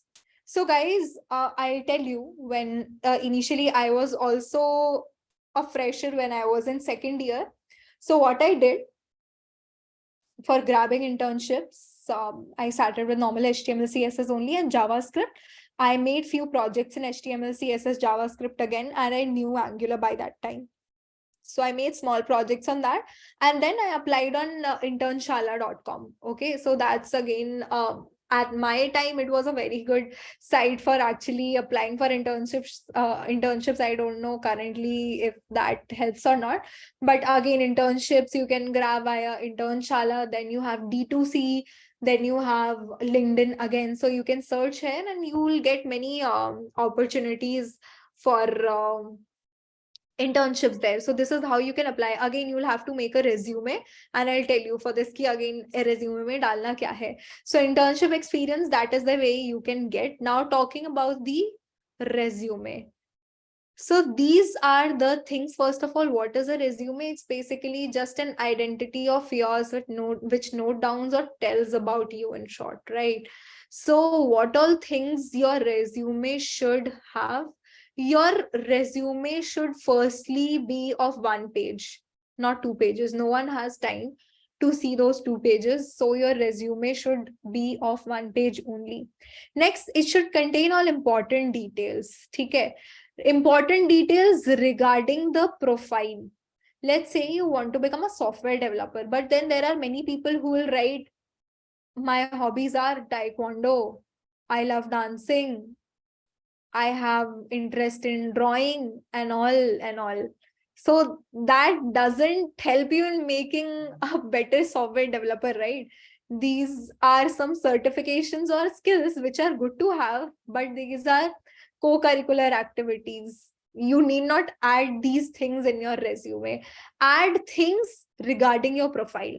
So things, let's say, you know, these tech stacks, if you have done some certification, right, in a particular language, you can add that initially. Okay, if you have done some projects, add the project links. Okay, so all the important details. Now you should have associated profile links. Now I'll elaborate a bit more on each of this. So when I was talking about the details to add in the resume, on the all the important details, now what are those important details? First, education details, college and school you can add. If you are from you are currently in college or have already passed out, you can add the college details. College, maybe just add the college name, not too big. मतलब just अगर university name है या ज़्यादा बड़ा है college का नाम, just specify. Let's say my college name is also too big, so I just specify UIET MDU, just that, simple. Okay, school, and also how much CGPA you got. So if your CGPA is good in college, you can mention it, and mention the degree also, ki you are a computer science master or not. And people who are not computer science majors, you might not need to add that thing. Okay. So mention the college, that is completely fine. If you want to mention your degree, that is fine, degree mein. And then if you have a good CGPA, mention a good CGPA. But if you don't have a good CGPA, don't mention it. It's like ki, agar, let's say 10 mein se 5 CGPA hai and you are mentioning it, just don't mention it. Better not mention it, okay? Because that's not a good CGPA. Again, in school, you can mention your marks of 12th and 10th. For the people who are freshers, बिल्कुल कि और कुछ भरने के लिए नहीं है, बस school information है, so you can add that. But you can skip the school part also. That is completely fine. Next, the very important thing is your work experience. If you have done any previous work, okay, if you have any past internship experience maybe in which company have you worked in that company, on what all projects you worked upon, on those projects, which were the tech stack that you actually used, right? These are the things which you can add. Now, personal projects. Let's say you have your personal projects. You can upload your projects on GitHub and add a link to your personal projects. You can describe your personal projects also. Let's say you made a chat app, right, wherein two people can chat. So you can write that you created a chat app. You can add the tech stack. This chat app was made in HTML, CSS, JavaScript, React, Socket.io, or these stuff, and then you can explain key through this app you can do this stuff. Okay, and you can add a link also. Adding a link adds a lot to your resume. It helps a lot so that a recruiter can come and see ki, okay, this is the exact thing which the person has made. Then your technical skills. Technical skills include these languages only, which you can mention. Key HTML, CSS, let's say C++, Java, Spring Boot, all these languages, frameworks, whatever you know, you can add. Then organizations or communities you have worked with. Now there are so many organizations and communities. Like I was a part of, there are organizations like Girl Script. Then I was a part of Google Code, and then I was a part of different organizations. So you can mention that also. If you have any special achievement, you can add those special achievements as well. Ki there was a coding competition that happened and you were first in that competition. So you can mention that also. So these are some important details that you can mention. Next are the links to add in your resume. What all links should you add? If you are a software developer, then you should add your LinkedIn profile. You should add your GitHub profile.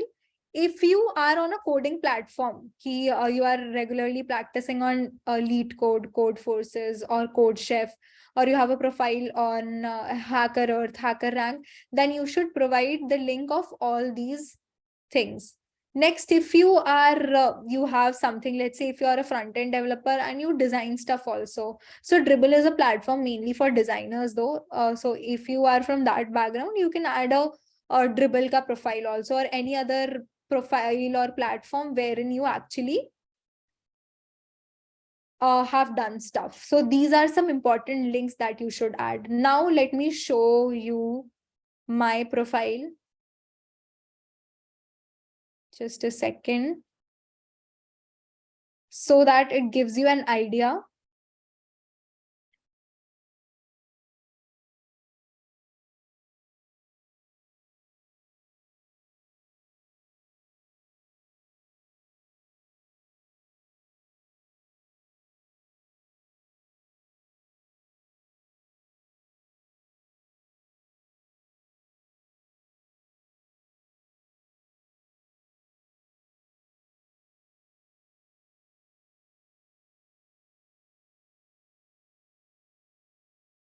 Just a second, I'll just share my resume also with you guys. Let me open it. Yes. Okay. So this is how my resume looks like. So I have made it using Novo Resume. You can use different platforms. You can either use Novo Resume. Okay.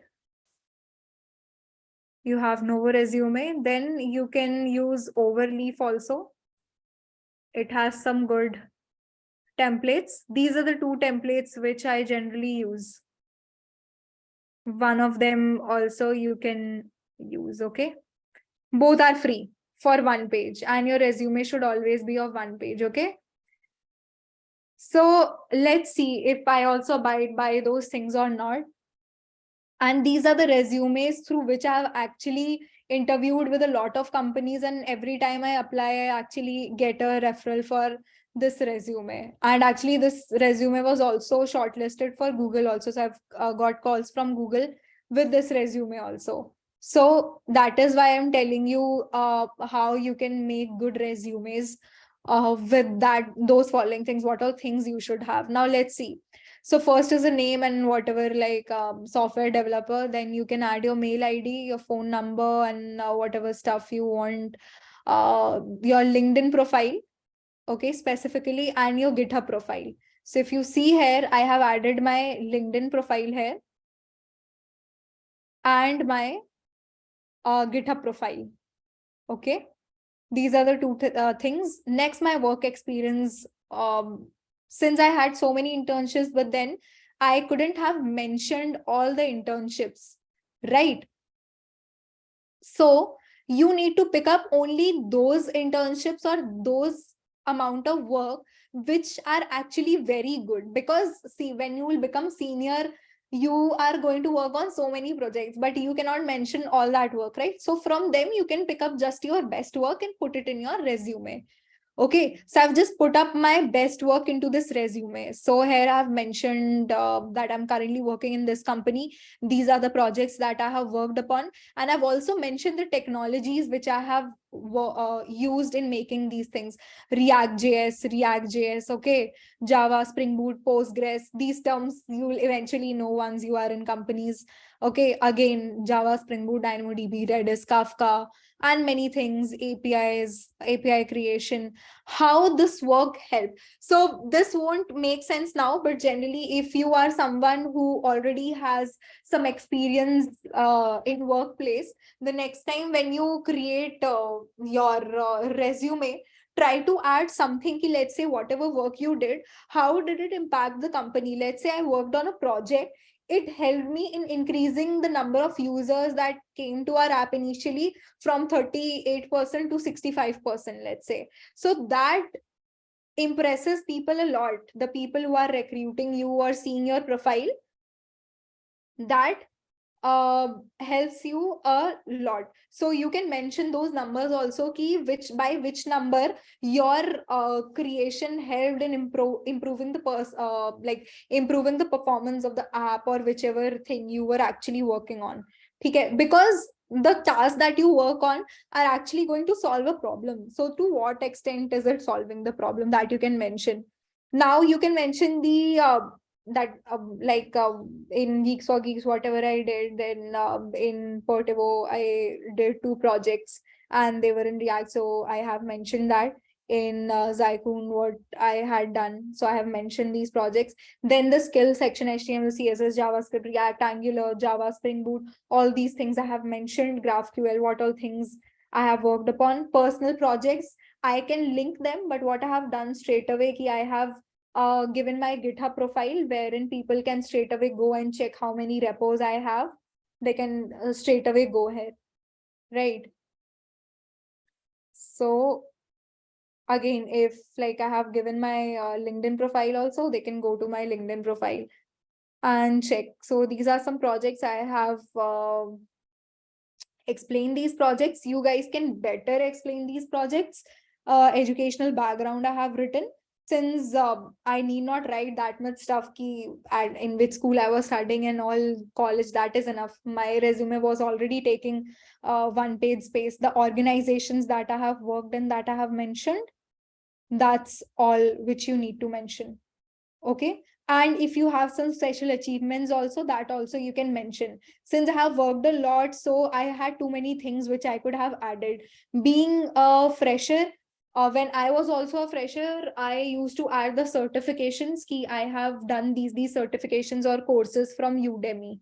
Okay, or the projects, I used to explain more about my projects. This section which you can currently see is very small right now, but when I was also a fresher, I used to add this personal project section rather than a work experience, because I didn't have work experience at that point of time, right? So I used to write more about the personal project. So this is how you should also build a resume for a software developer specifically.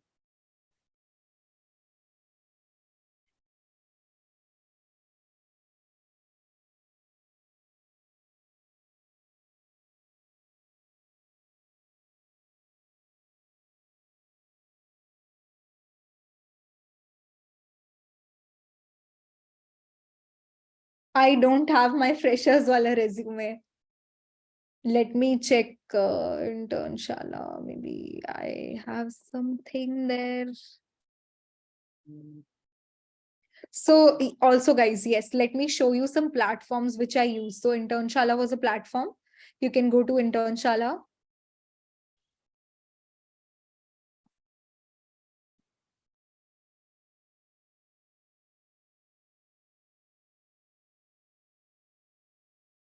So here you can register. Actually, internshala also helps you in creating a resume. Here you can log in yourself. Let me log in myself. Maybe I'll have my resume here.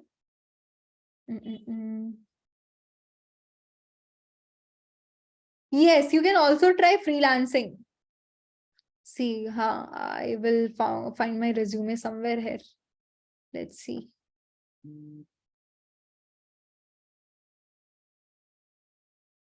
Edit resume.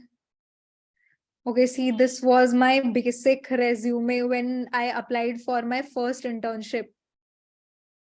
It included, chalo, this is though still something which I added.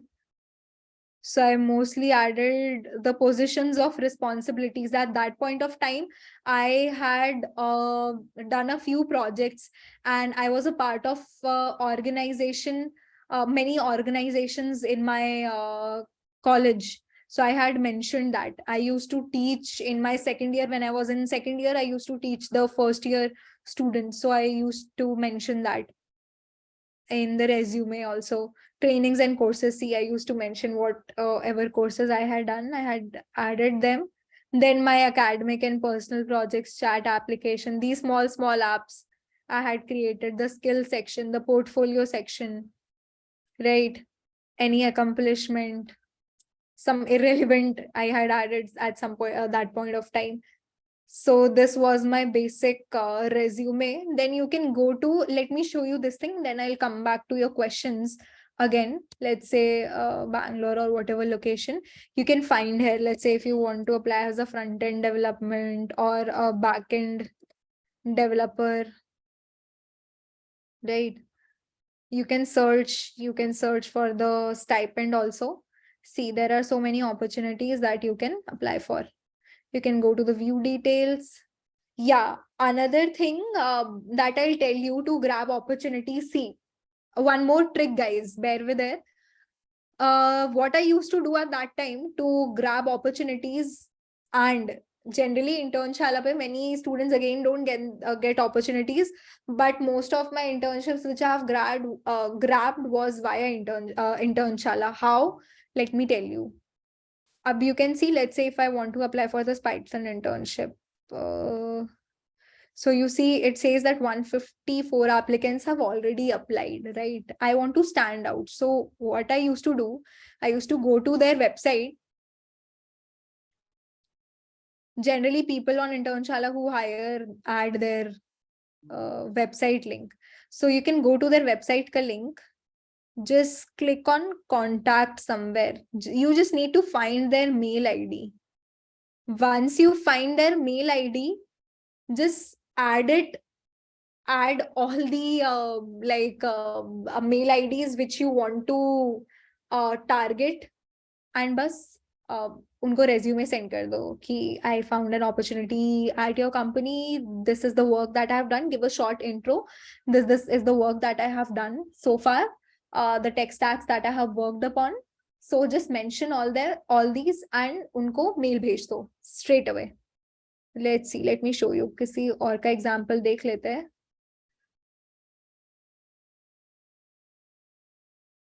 Let's say this company also has a website. So get in touch. Okay, get in touch.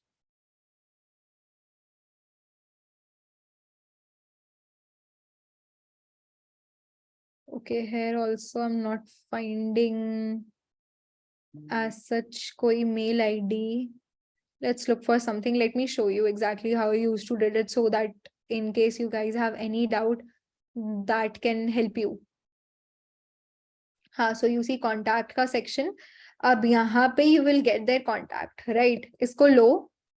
Gmail पे in the BCC section, add the mail ID of all these companies which you want to target and send them a mail straight away.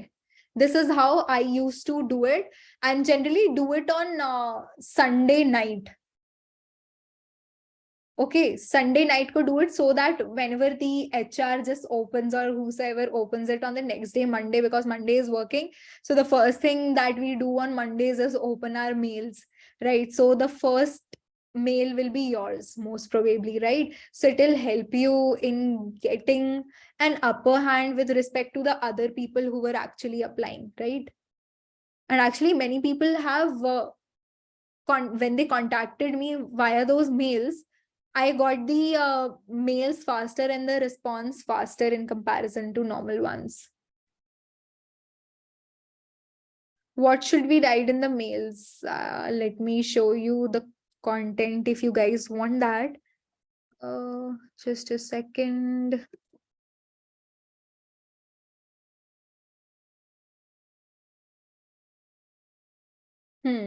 Okay.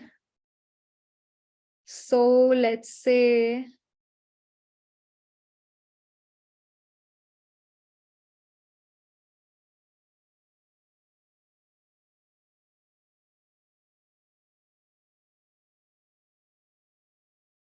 let's check for some stuff like internship.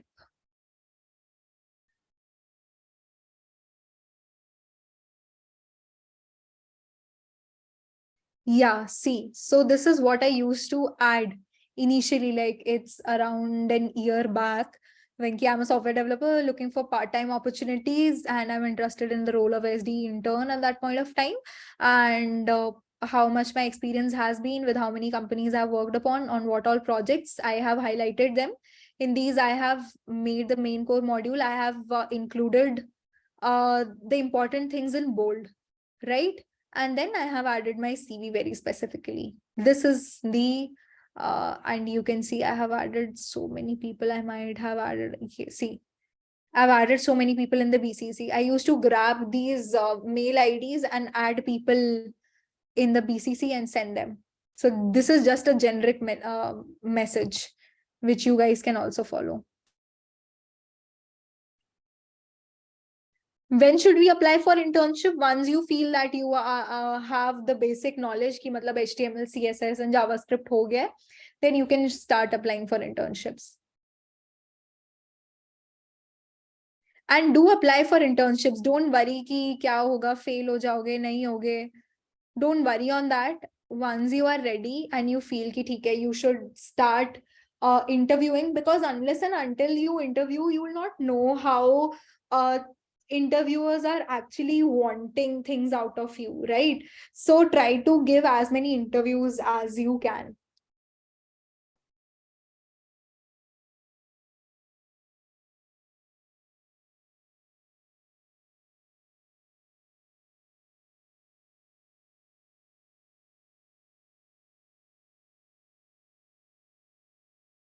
Let me check your doubts.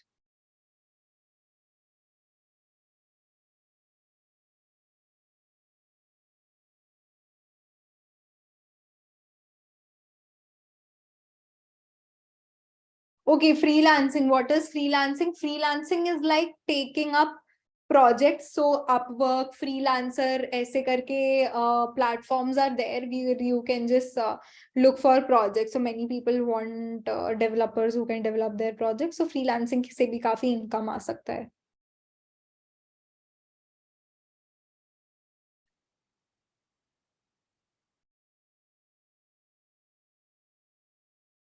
I generally prefer offline mode of internship, क्योंकि online में ज़्यादा कुछ समझ नहीं आता है. To be very honest, when you being a fresher, always try to work offline, मतलब office जाके. Online में इतना ज़्यादा it's not that much helpful.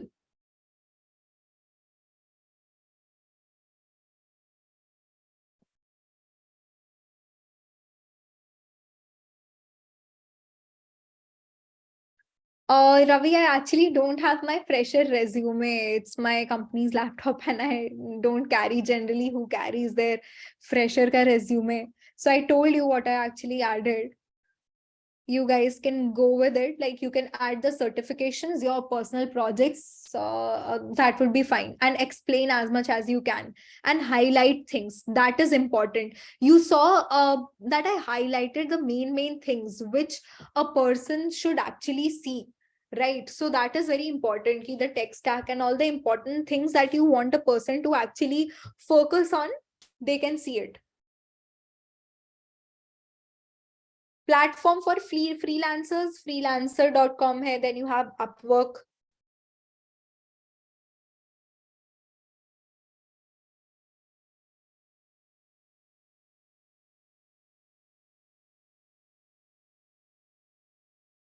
Rashmita, I cannot disclose that.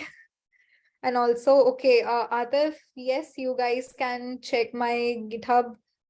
This is my GitHub. And also, you guys, in case of any doubts also, apart from this session, we guys can connect over LinkedIn, wherein you can find my LinkedIn ID also from here. So we guys can connect via LinkedIn also. But yes, before that, please tell me if you guys have any doubts apart from this. Anything you guys would like to know, because that's what I have for today. Now, since you like your resume is ready, also, okay, let's consider some important things to consider. Always get your resume reviewed by a professional, which is very important. And resumes are reviewed for free. Keep changing your resume according to the profile you are applying for. Let's say in one company, okay, this is also very important. Let's say you are applying for Razorpay. Ab Razorpay mein front-end developers की कुछ requirement ऐसी है कि they want कि react का थोड़ा ज्यादा हो, राइट? तो ऐसे company to company also your resume can vary कि specifically for this company, since they want this requirement, so I will like add the requirements accordingly. And for other company, you can add some other thing, maybe some other project which you worked massively, तो वहां पे you can add that. ठीक है, let me give an example. Let's say at Portivo, I worked on something like a questionnaire app, right? Or a job portal stuff. Let's say kabhi I want to apply to naukri.com. So I'll specify wahan pe, kyunki naukri.com is again a portal where you apply for jobs, right? So there I can mention more about this work rather than the other works. So yahan pe I have talked more about this because I feel ki ha, isse I could gain more attention of the recruiter. So you can change the content accordingly. Content as in किसी का कभी छोटा किसी और कोई चीज specify आप करना चाहते हो according to the company. And also always get your resume reviewed by someone. And this is done for free. ऐसा नहीं है कि मतलब उसमें पैसे देने पड़ते हैं. Again, when you are asking for referral from people on LinkedIn, right? तो उनसे पूछ लो कि ma'am, can you please, or sir, can you please review my resume and tell me ki if I can like make my resume better and what all things should I add on. So you can do that.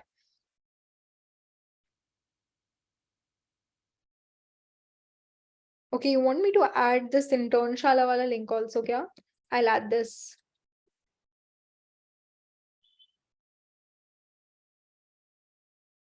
Also for mock interviews, guys, for mock interviews, once you are prepared, try to give as many as mock interviews as you can.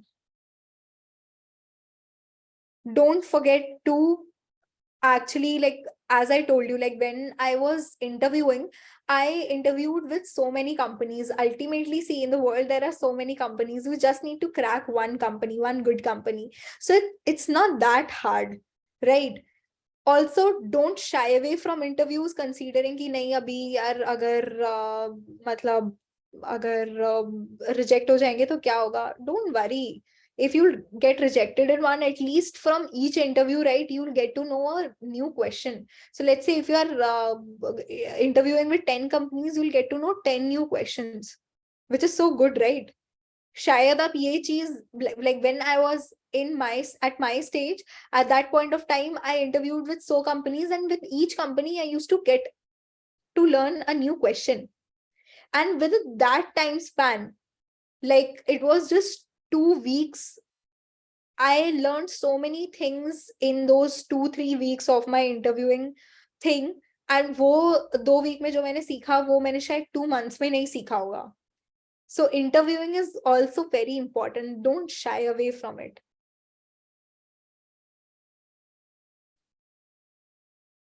From where you can give mock interviews, you can approach people on LinkedIn. Also, like in AccioJob, as I told you, we have mock interviews. There are different platforms where you can give free mock interviews also.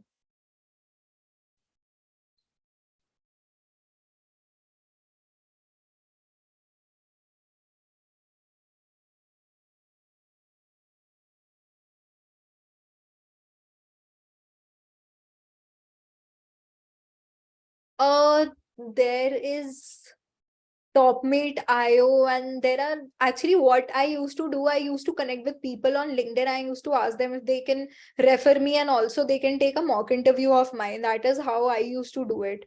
So I don't know many places where you can do that. Like there are Discord channels and all. Let's say Discord channels, mean there are so many people, right? So anyone or any TA who is having that good knowledge can take your mock interview. That's absolutely fine. You can ask people on Discord channel also. If they have good knowledge, they can take your interview. Ultimately, interviews are about confidence also, right? So it will help you in confidence building. And you will get to know ki, in that case, when you are actually interviewing with a person, what are things you should actually do. What about YouTube class, as in Shahid? Didn't get you.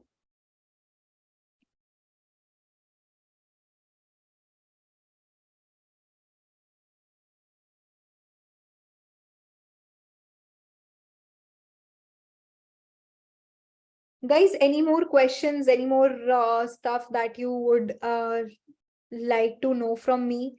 Because again, this session was particularly for people who want to know anything regarding the placements, since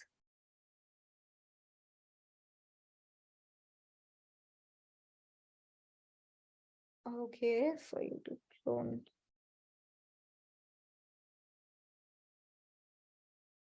No, Shahid, that was yesterday's session where we learned about this YouTube. So that's again on present on YouTube. This YouTube clone is present on AccioJob's channel. You guys can go and see that.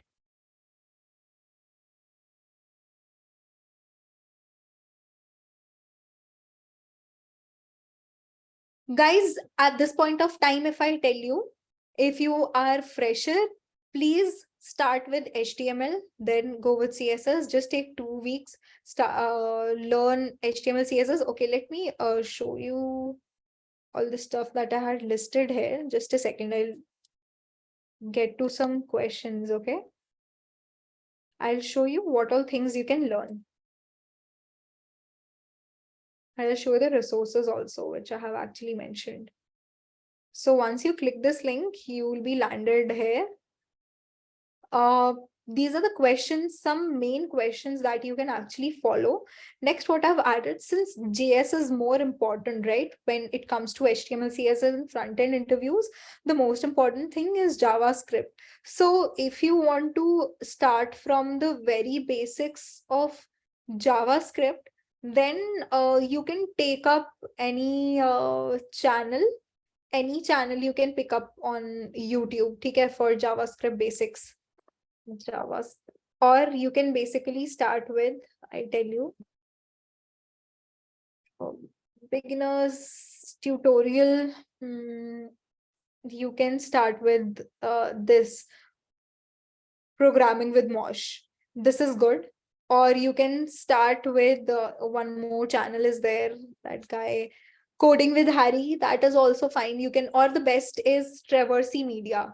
Okay, Traversy Media's channel for JavaScript. Please, anyone who wants to start with JavaScript, they can go to Traversy Media ka channel. This would be best.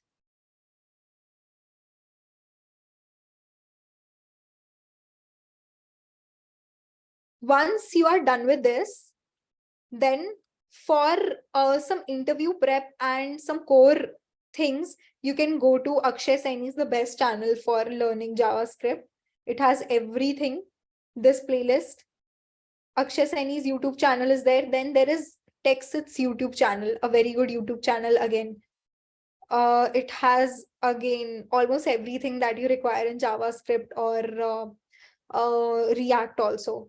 Okay, interview questions are there, coding questions are there, everything is there. So you can go to their channel. For basic learning part, you can go to Traversy Media. Okay.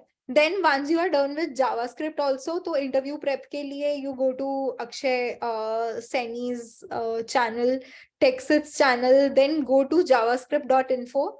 It gives you information about everything. So when I started my interview prep, the first thing that I did was I went to this website and I went through all the topics of javascript.info. Once I did this, uske baad I saw these two YouTube channels. Then one more YouTube channel which will help you is this JS Cafe.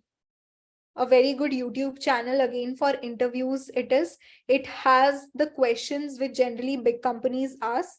These are the questions, front-end interview questions, string questions, a very good YouTube channel again.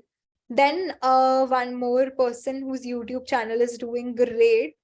And they have added, because in front end you have many less, like comparatively for back end and DSA, you have a lot of resources but for front end there are less resources. That is, I have compiled them and I have added them for you here. So यहाँ पे again JavaScript questions, all these interview question preps, they are there. So एक एक करके pick up करो and you can take forward. Playlist, this playlist now, once you have done that, or let's say you have done the basics of JavaScript. See, these questions are the questions which are actually asked in that machine code. And once, let me say कि अगर ये 110 problems, if you solve it, no, इसके अलावा और कोई problem नहीं है जो machine coding में इसके अलावा कुछ भी पूछ सकते हैं.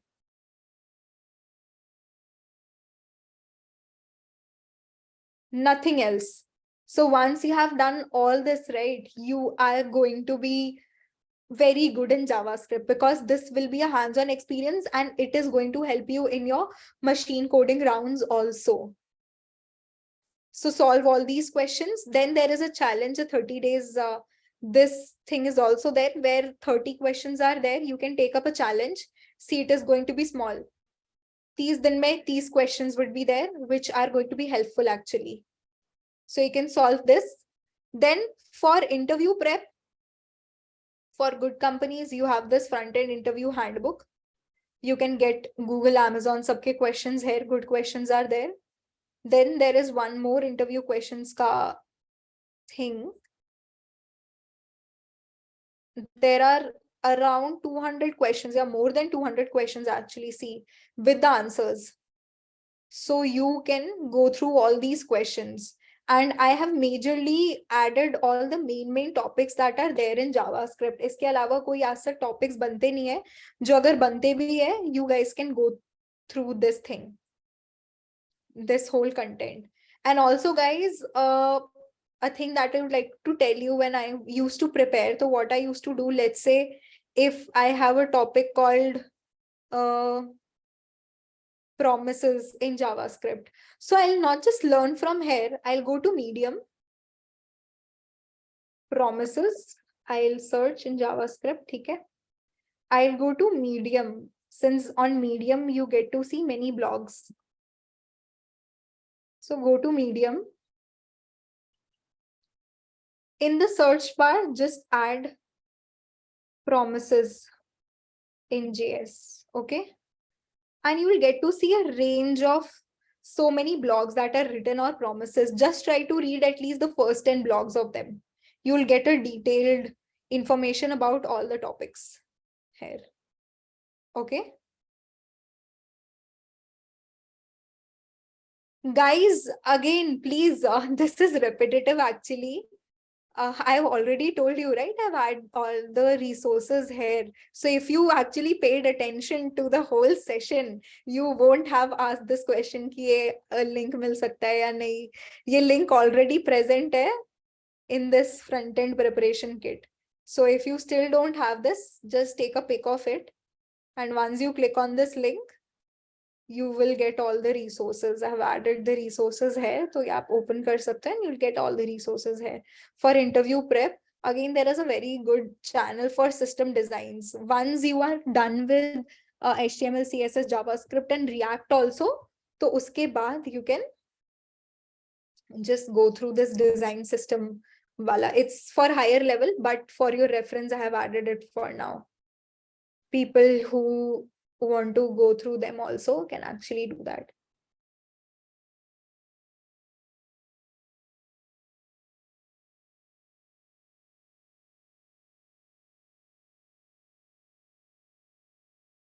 Yes, sure. Here's the QR code.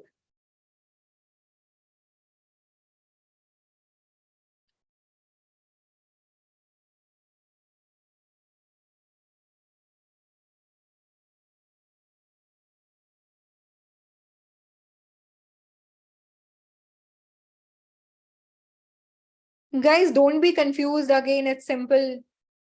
Ultimately, it's on the skills. If you want to be a front-end developer, then start with HTML, CSS, then move with JavaScript, then move with React.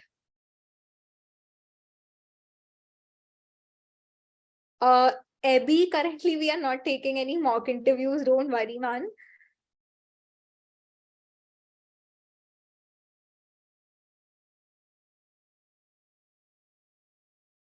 You cannot master anything as such, to be very honest, Shelja. And the time depends on how much time you are actually devoting. Some people cannot learn DSA in 1 year also. Some people can learn it in 6 months also, let's say. 6 hours bhi doge per day. And अच्छे से prepare karoge. Also on the level of preparation also, that also depends, right? Your efforts and how much time you are actually giving. Mohammed Shahid, yes, not mandatory, I would say, but yes, basics. And for good companies learning DSA, at least till English is important. Flipkart, Postman, Uber, all the good companies ask DSA for front end also. A basic level of DSA. For being a software developer, actually, you need to know DSA. There is no escape from it.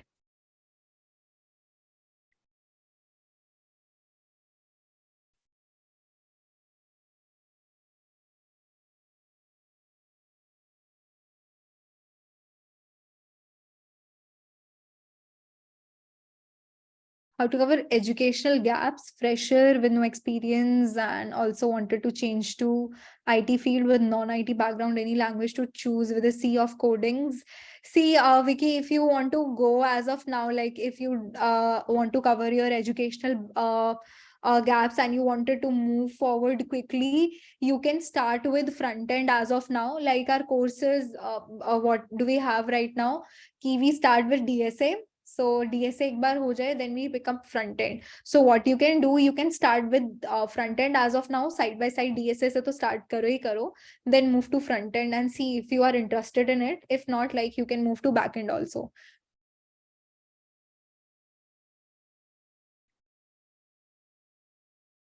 Main batch classes are not available on YouTube. Why would they be available on YouTube? Is DSA important to become ML engineer? See, to become an engineer, actually DSA is important. To be very honest. I'm not telling you कि सब कुछ आना चाहिए DSA में, but basics are very important. At least you should know कि what is linked list, what is stack, what are queues, because that helps you in development some way or the other. कभी ना कभी काम आएगा ही आएगा उसका जो logic है. Where to start front end from? यार HTML कर लो, CSS कर लो, JavaScript कर लो. Repeating it like for the 100th time again. HTML, CSS, JavaScript, basics. Just start it from here. उसके बाद React करो. उसके बाद Redux and once you start learning things, see, just start करो एक बार. जब you'll start, no, तो धीरे धीरे चीजें पता लगती जाएंगी. Out of curiosity, you'll get to know things. But before you start, अगर मैं बहुत सारी चीजें बता दूं, again, it will be very confusing for you. Platform, HTML CSS जो है you can start from Udemy या YouTube.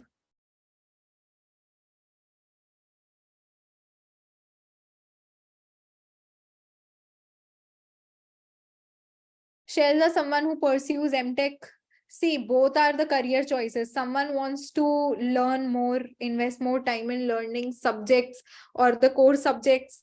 MTech is done basically when you want to go to lecturership या मतलब for higher studies या for some people it's like कि अगर BTech में अच्छा college नहीं मिला तो MTech में थोड़ा अच्छा college मिल जाएगा, अच्छी job मिल जाएगी. They go by that thing. So nothing is good or bad, but yeah, once you are in companies, it's better obviously because you will have more hands-on experience, more practical knowledge. In our field, theoretical knowledge is not helpful. Practical knowledge is helpful, right? So इसलिए working in companies is somehow a bit better.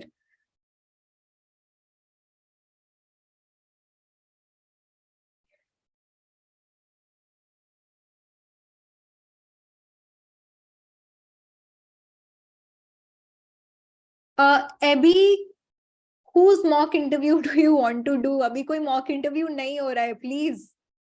Please don't ask this question again and again. We are not taking mock interviews here.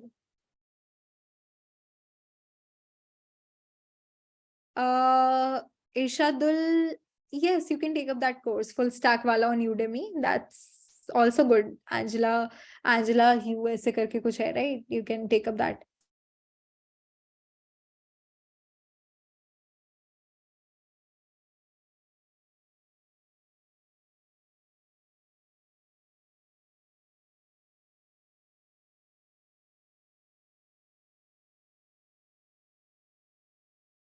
Guys, if you want your resumes to be checked, okay, can you send your links, the resume link? Maybe I can review some resumes right now.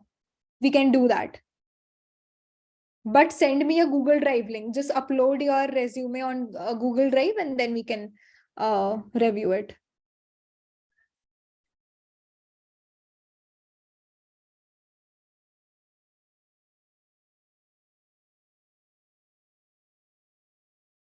What's Node.js? Node.js is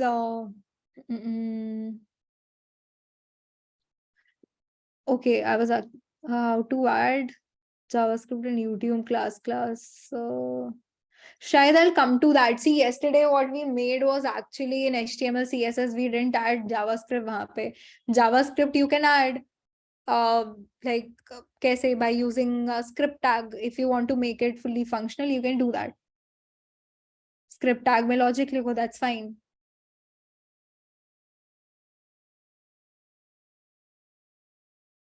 What's Node.js? Okay, so Node.js is a JavaScript runtime which is used for backend. Like React.js and all these frameworks are for frontend.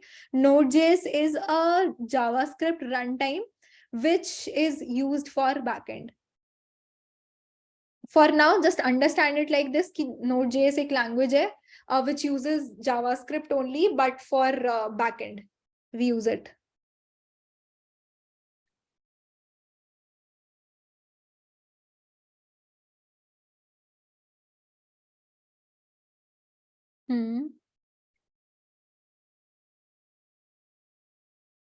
Sure, Mahesh, if you would be eligible, I'll surely do that.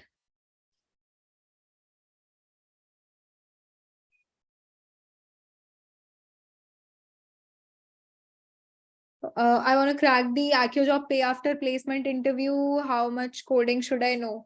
See, we are actually enrolling people considering that they should have the patience to learn and the enthusiasm to learn. We don't want कि आपको सब कुछ आना चाहिए. हम आपको सिखाएंगे. We are going to help you to learn things. We just want your enthusiasm and we want कि whatever we are actually teaching you, you should like know those things.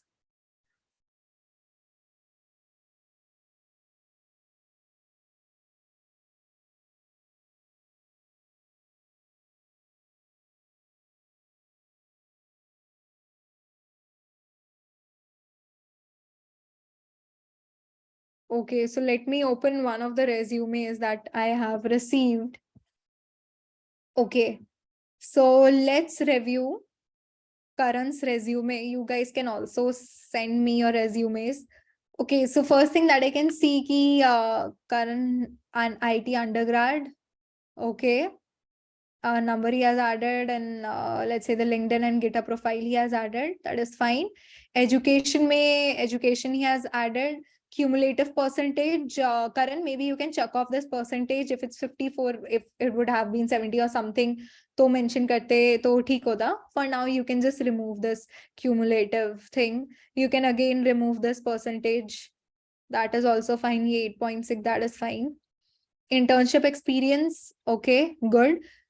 Complaint management system, project title, provide the facility of user can provided the facility of user can register them complaint regarding. Can you improve on the English a bit? The explanation can be a bit better. Okay, exposure. You can rather write ki tech stack used. Okay, rather than exposure, you can write tech stack used, and which is very good. But what you can do, Karan, just make these words, right, make them bold. And here also you have, okay, analyze infotech, the same company, software designed to maintain. Okay, good. For backend use, okay. Okay. HTML, CSS, correct. Good approach. Projects, what you can do, you can upload these projects on GitHub and provide a link of them here.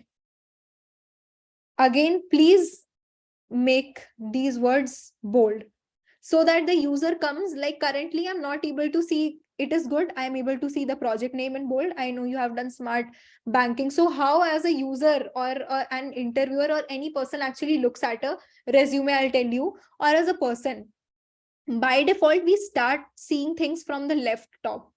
We then go in this format, and then we again start from right top, and then we go in the bottom. So similarly, whatever important things you want to add them in the left top. Okay. And then comes your non-important, the least important thing should be on right bottom, actually.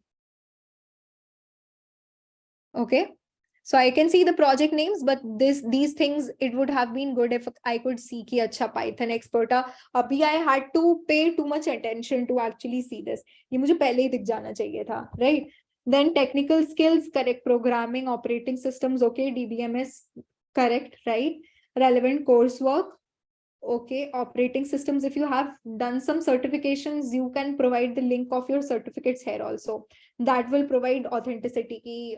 The links of the certifications, the user will know. Matlab kal ko to koi bhi certifications dal sakta hai, right? But how can you actually authenticate them? By adding the link to your certification. But this is quite a good resume.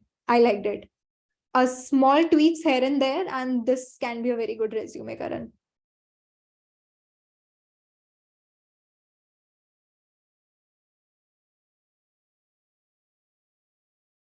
Shelza, there is no number कि कितने internships required है या कितने hands on experience. You can do like these and like you think it yourself. कभी भी college में कोई अगर सब्जेक्ट था, कभी भी मतलब किसी ने बोला कि अगर इतने सब्जेक्ट्स पढ़ लोगे तो एक अच्छे डेवलपर बन जाओगे, या कितने लैंग्वेजेस पढ़ लेंगे एक अच्छे डेवलपर बन जाएंगे. एग्जाम के टाइम पे कितना पढ़ लेंगे कि टॉप कर जाएंगे. You cannot identify that, right? एक भी इंटर्नशिप करके बहुत ज्यादा एक्सपीरियंस मिल सकता है, 7 इंटर्नशिप या 10 इंटर्नशिप करके भी कभी कभार उतना एक्सपीरियंस नहीं मिल सकता, right? So don't go on the numbers, go on the quality rather than quantity. Let's go through Dileep's. Dileep, I would require the access. You can send me your resume again by providing the access.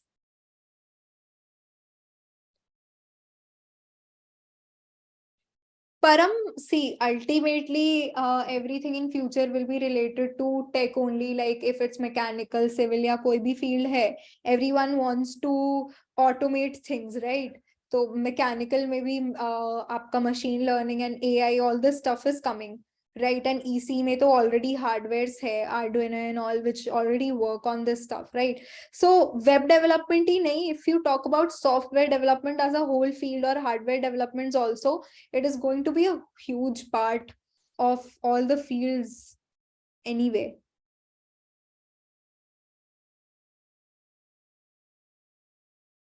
Let me open this resume.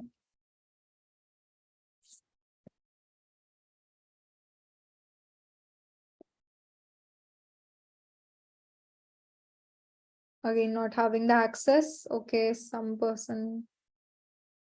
Access denied, guys. Please provide the access. Access denied.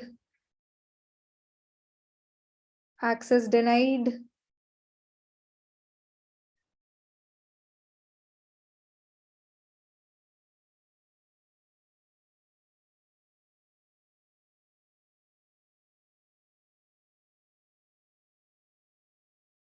Access denied again. Guys, please don't send access denied wale files.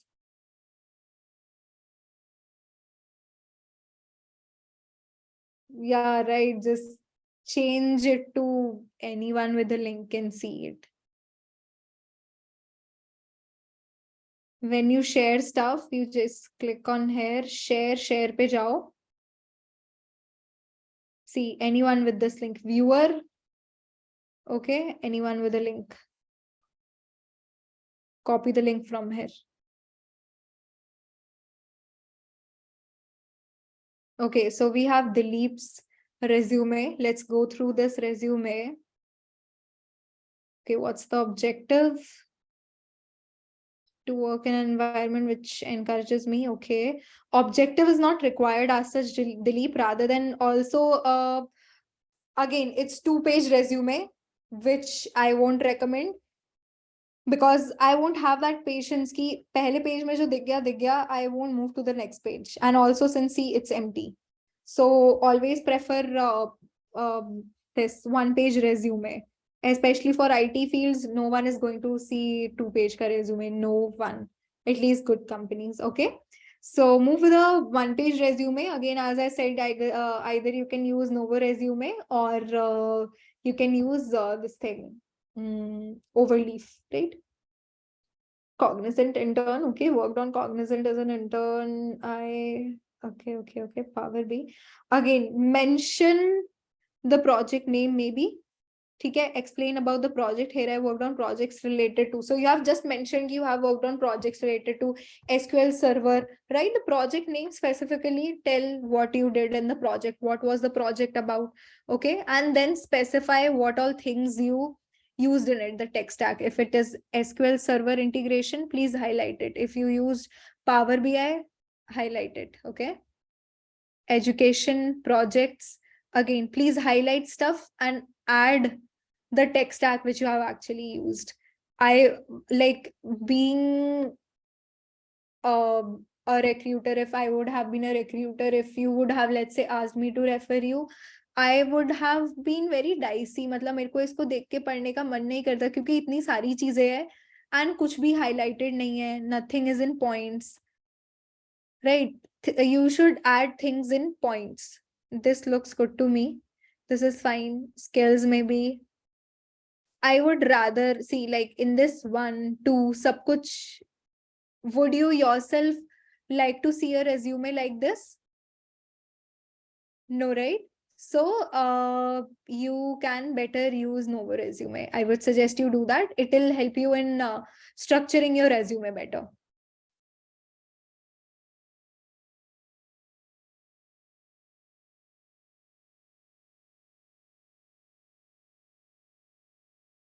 Param, yes, true, but that's a whole cycle.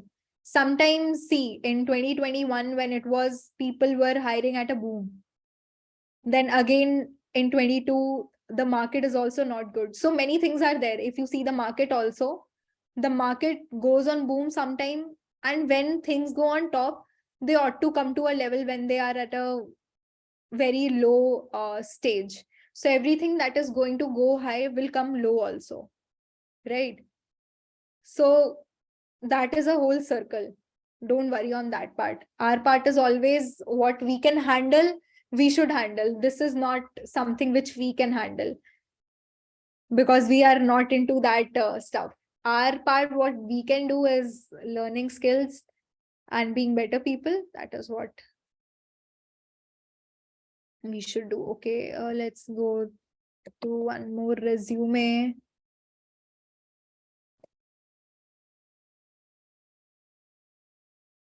Okay.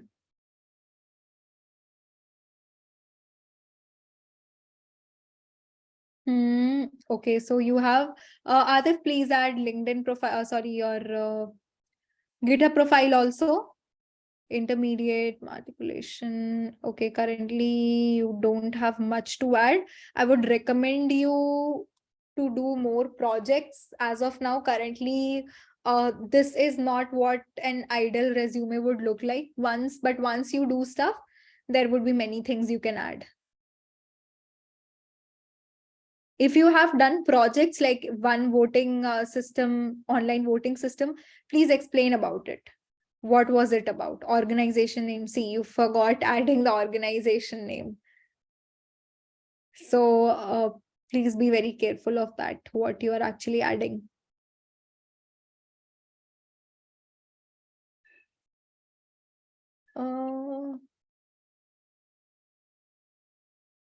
Okay.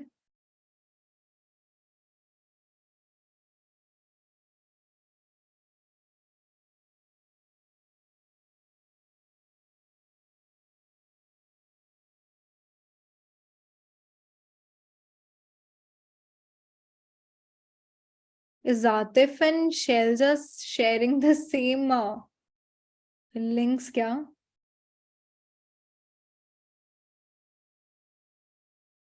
Is Nishita there on the call? I guess this is also a 2-page resume. And again, very outdated resume pattern, not followed.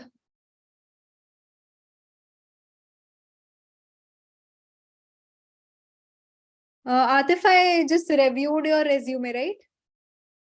Any more resumes to be reviewed, guys?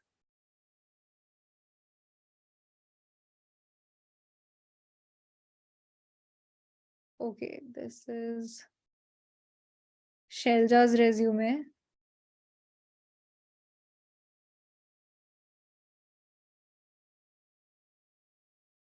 Okay.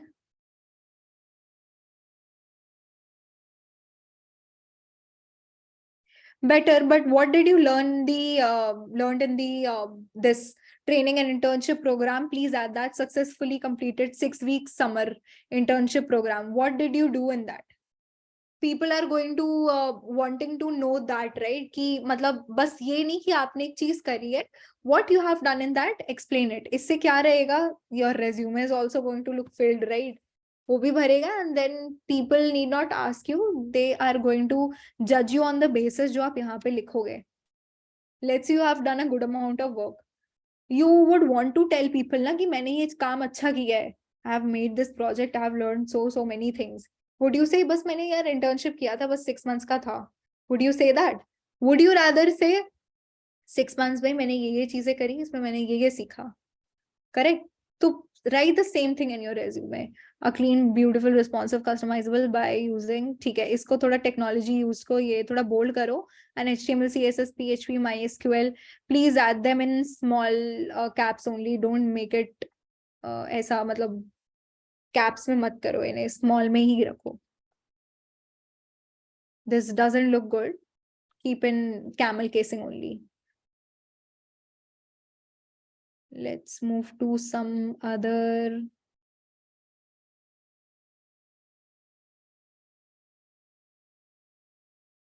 Okay, Dia, Microsoft Future Ready Talent. Made project on weather forecasting projects. Again, Ria, please add what all things. Try to add more about the project. I would again say थोड़ा और सोचो और क्या क्या लिख सकते हो. Consider it like this कि आप सेल कर रहे हो खुद को, आप क्या क्या चीजें लिखोगे अपने रेज्यूमे में. Made a project on whether forecasting. एक तो आई वुड रिकमेंड सबसे पहले कि इसको चेंज कर लो. Please change the resume format. Again 2 years 2 pages का है, won't work. I see you have done a good amount of work, but then ये अच्छे से बताया नहीं गया है रेज्यूमे में. ठीक है, तो सबसे पहले just change the format, Novoresume use कर लो. Then you can add things accordingly, references or all these sections. Also this should be a 1 page. Skills में no Python ऐसा नहीं, just mention machine learning, deep learning, computer vision, all these things. And mention the tech stack again. क्या क्या tech stack आपने use किया है, please add that. Otherwise the work that you have done looks good to me.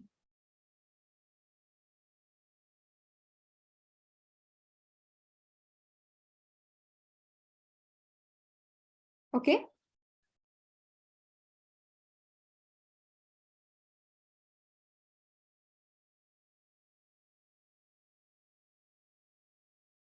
Okay, who all are left? Bhavan. Okay. Okay, education looks fine. MATLAB, ठीक है. Certification, again, please add the Nishita. I'll look at your resume. Give me a second. Languages, this won't make a sense. You can remove it. Projects, okay, please add the tech stack also that you have used. इसको थोड़ा bold कर दो. Solar, photogenic, important. So we compare the maximum. It's a good one. थोड़ा इसको, और आपने क्या क्या technology which you have used, please add that. Workshops, co-curriculars, that's fine. Looks decent to me. Okay, this looks decent to me, Bhavan Vijay. Just that again, actually क्या होता है? See, it's again, I'll give you a reference. Let's say a website is there. Okay, so there is a website like Wikipedia, and then there are other websites which are interactive and have a good UI. Which website would you like to see? A website which is just black and white and plain and not that interactive, yeah, good website which is a bit colorful, decent design? A one with a decent design you would like to see, right? So वैसे ही is a resume which is so dull, a person wouldn't like to see that kind of a resume. कि ये points, the font is not also that good. तो इसलिए I have rather told you कि इसमें मेहनत करने की जरूरत नहीं है. You can just straight away use Novo resume.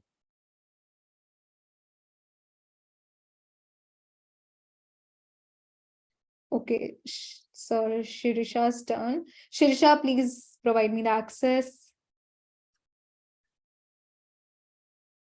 Okay, now we have done Bhavan's. Nishchita, is Nishchita on the call?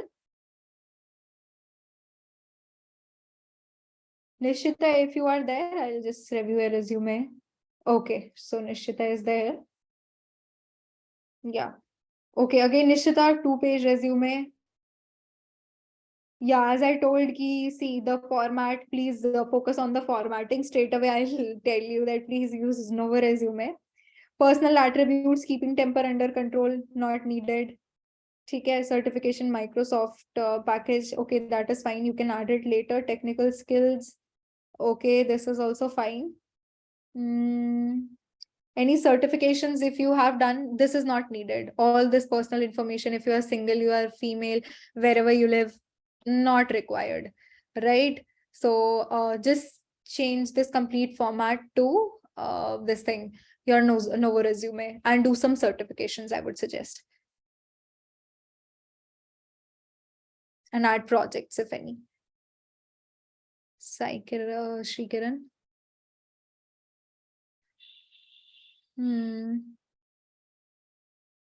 Okay, again, 3-page resume.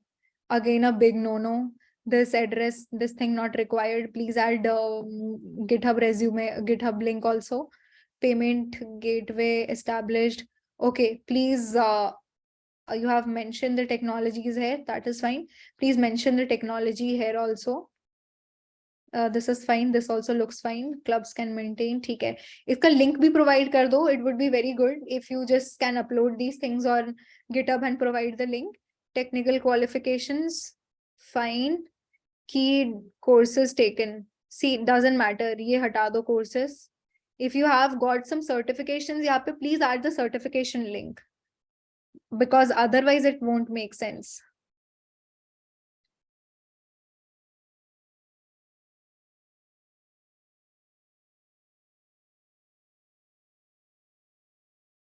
This also looks fine. Co-curricular, as far as it is related to coding and stuff, ये भी हटा सकते हो.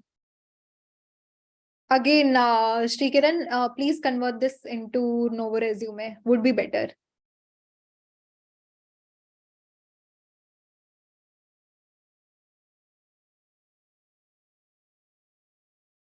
Again, no access. Shrisha, let's see Krishna, no access. Novo resume. Novo resume is a website to make resumes. What if I didn't do any internships?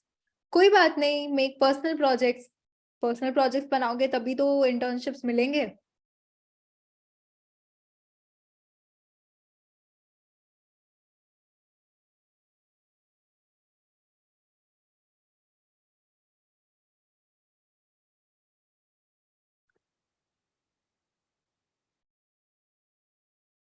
No access again.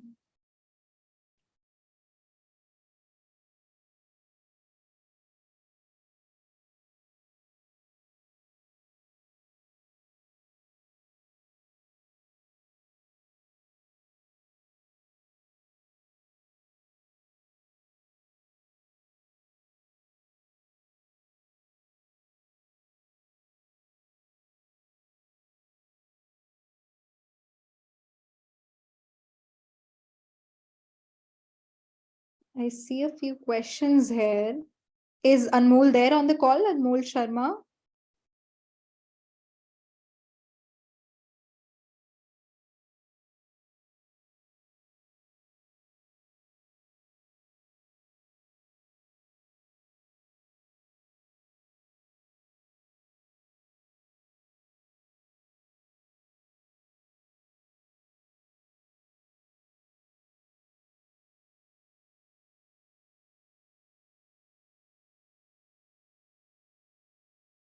So there's a question कि I'm working as a quality engineer and no basic Python. Should I switch to IT sector as IT sector has way higher package than core industry? Yeah, like if you have interest in that, then you can surely move.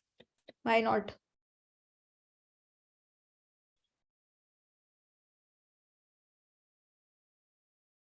Any other resumes, guys? Do you have?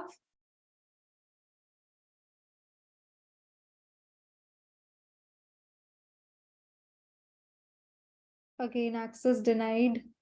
Difference between TypeScript and JavaScript, it's just a subset of Java. TypeScript script is a subset of JavaScript. मतलब JavaScript में जो है वो TypeScript में भी है. Just a special thing about Java TypeScript which makes it different from JavaScript is its type. मतलब TypeScript as the name suggests. Now let's say कि कल को I'll give you an example.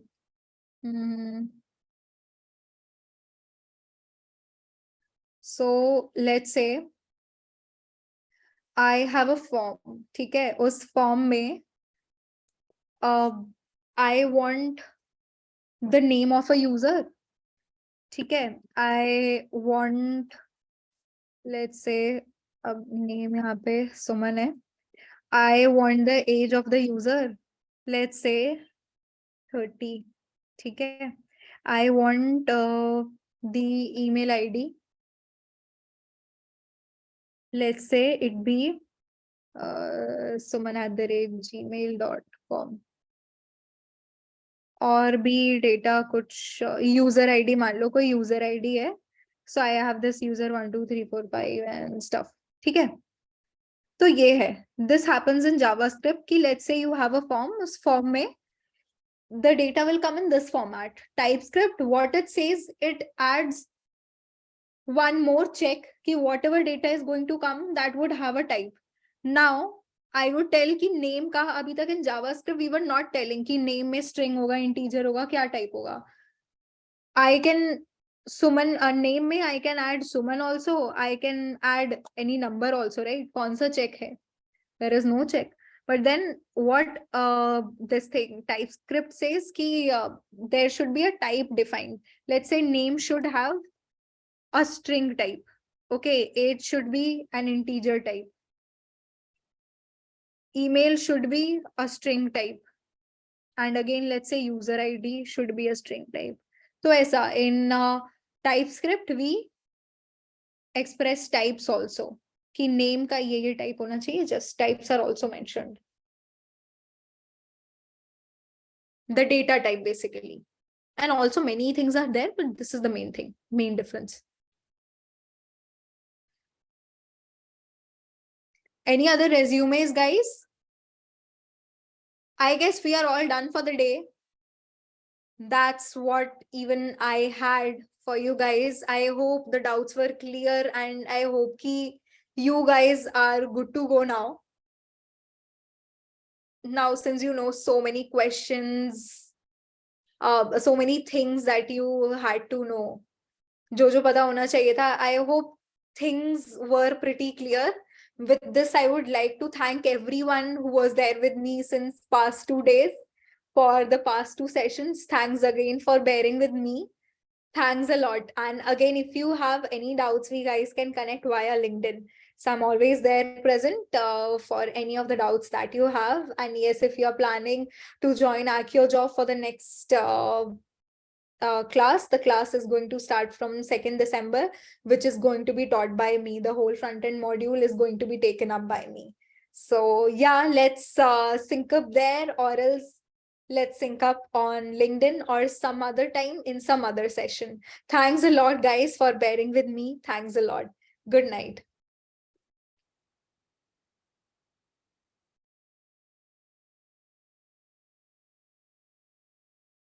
Bye-bye, guys.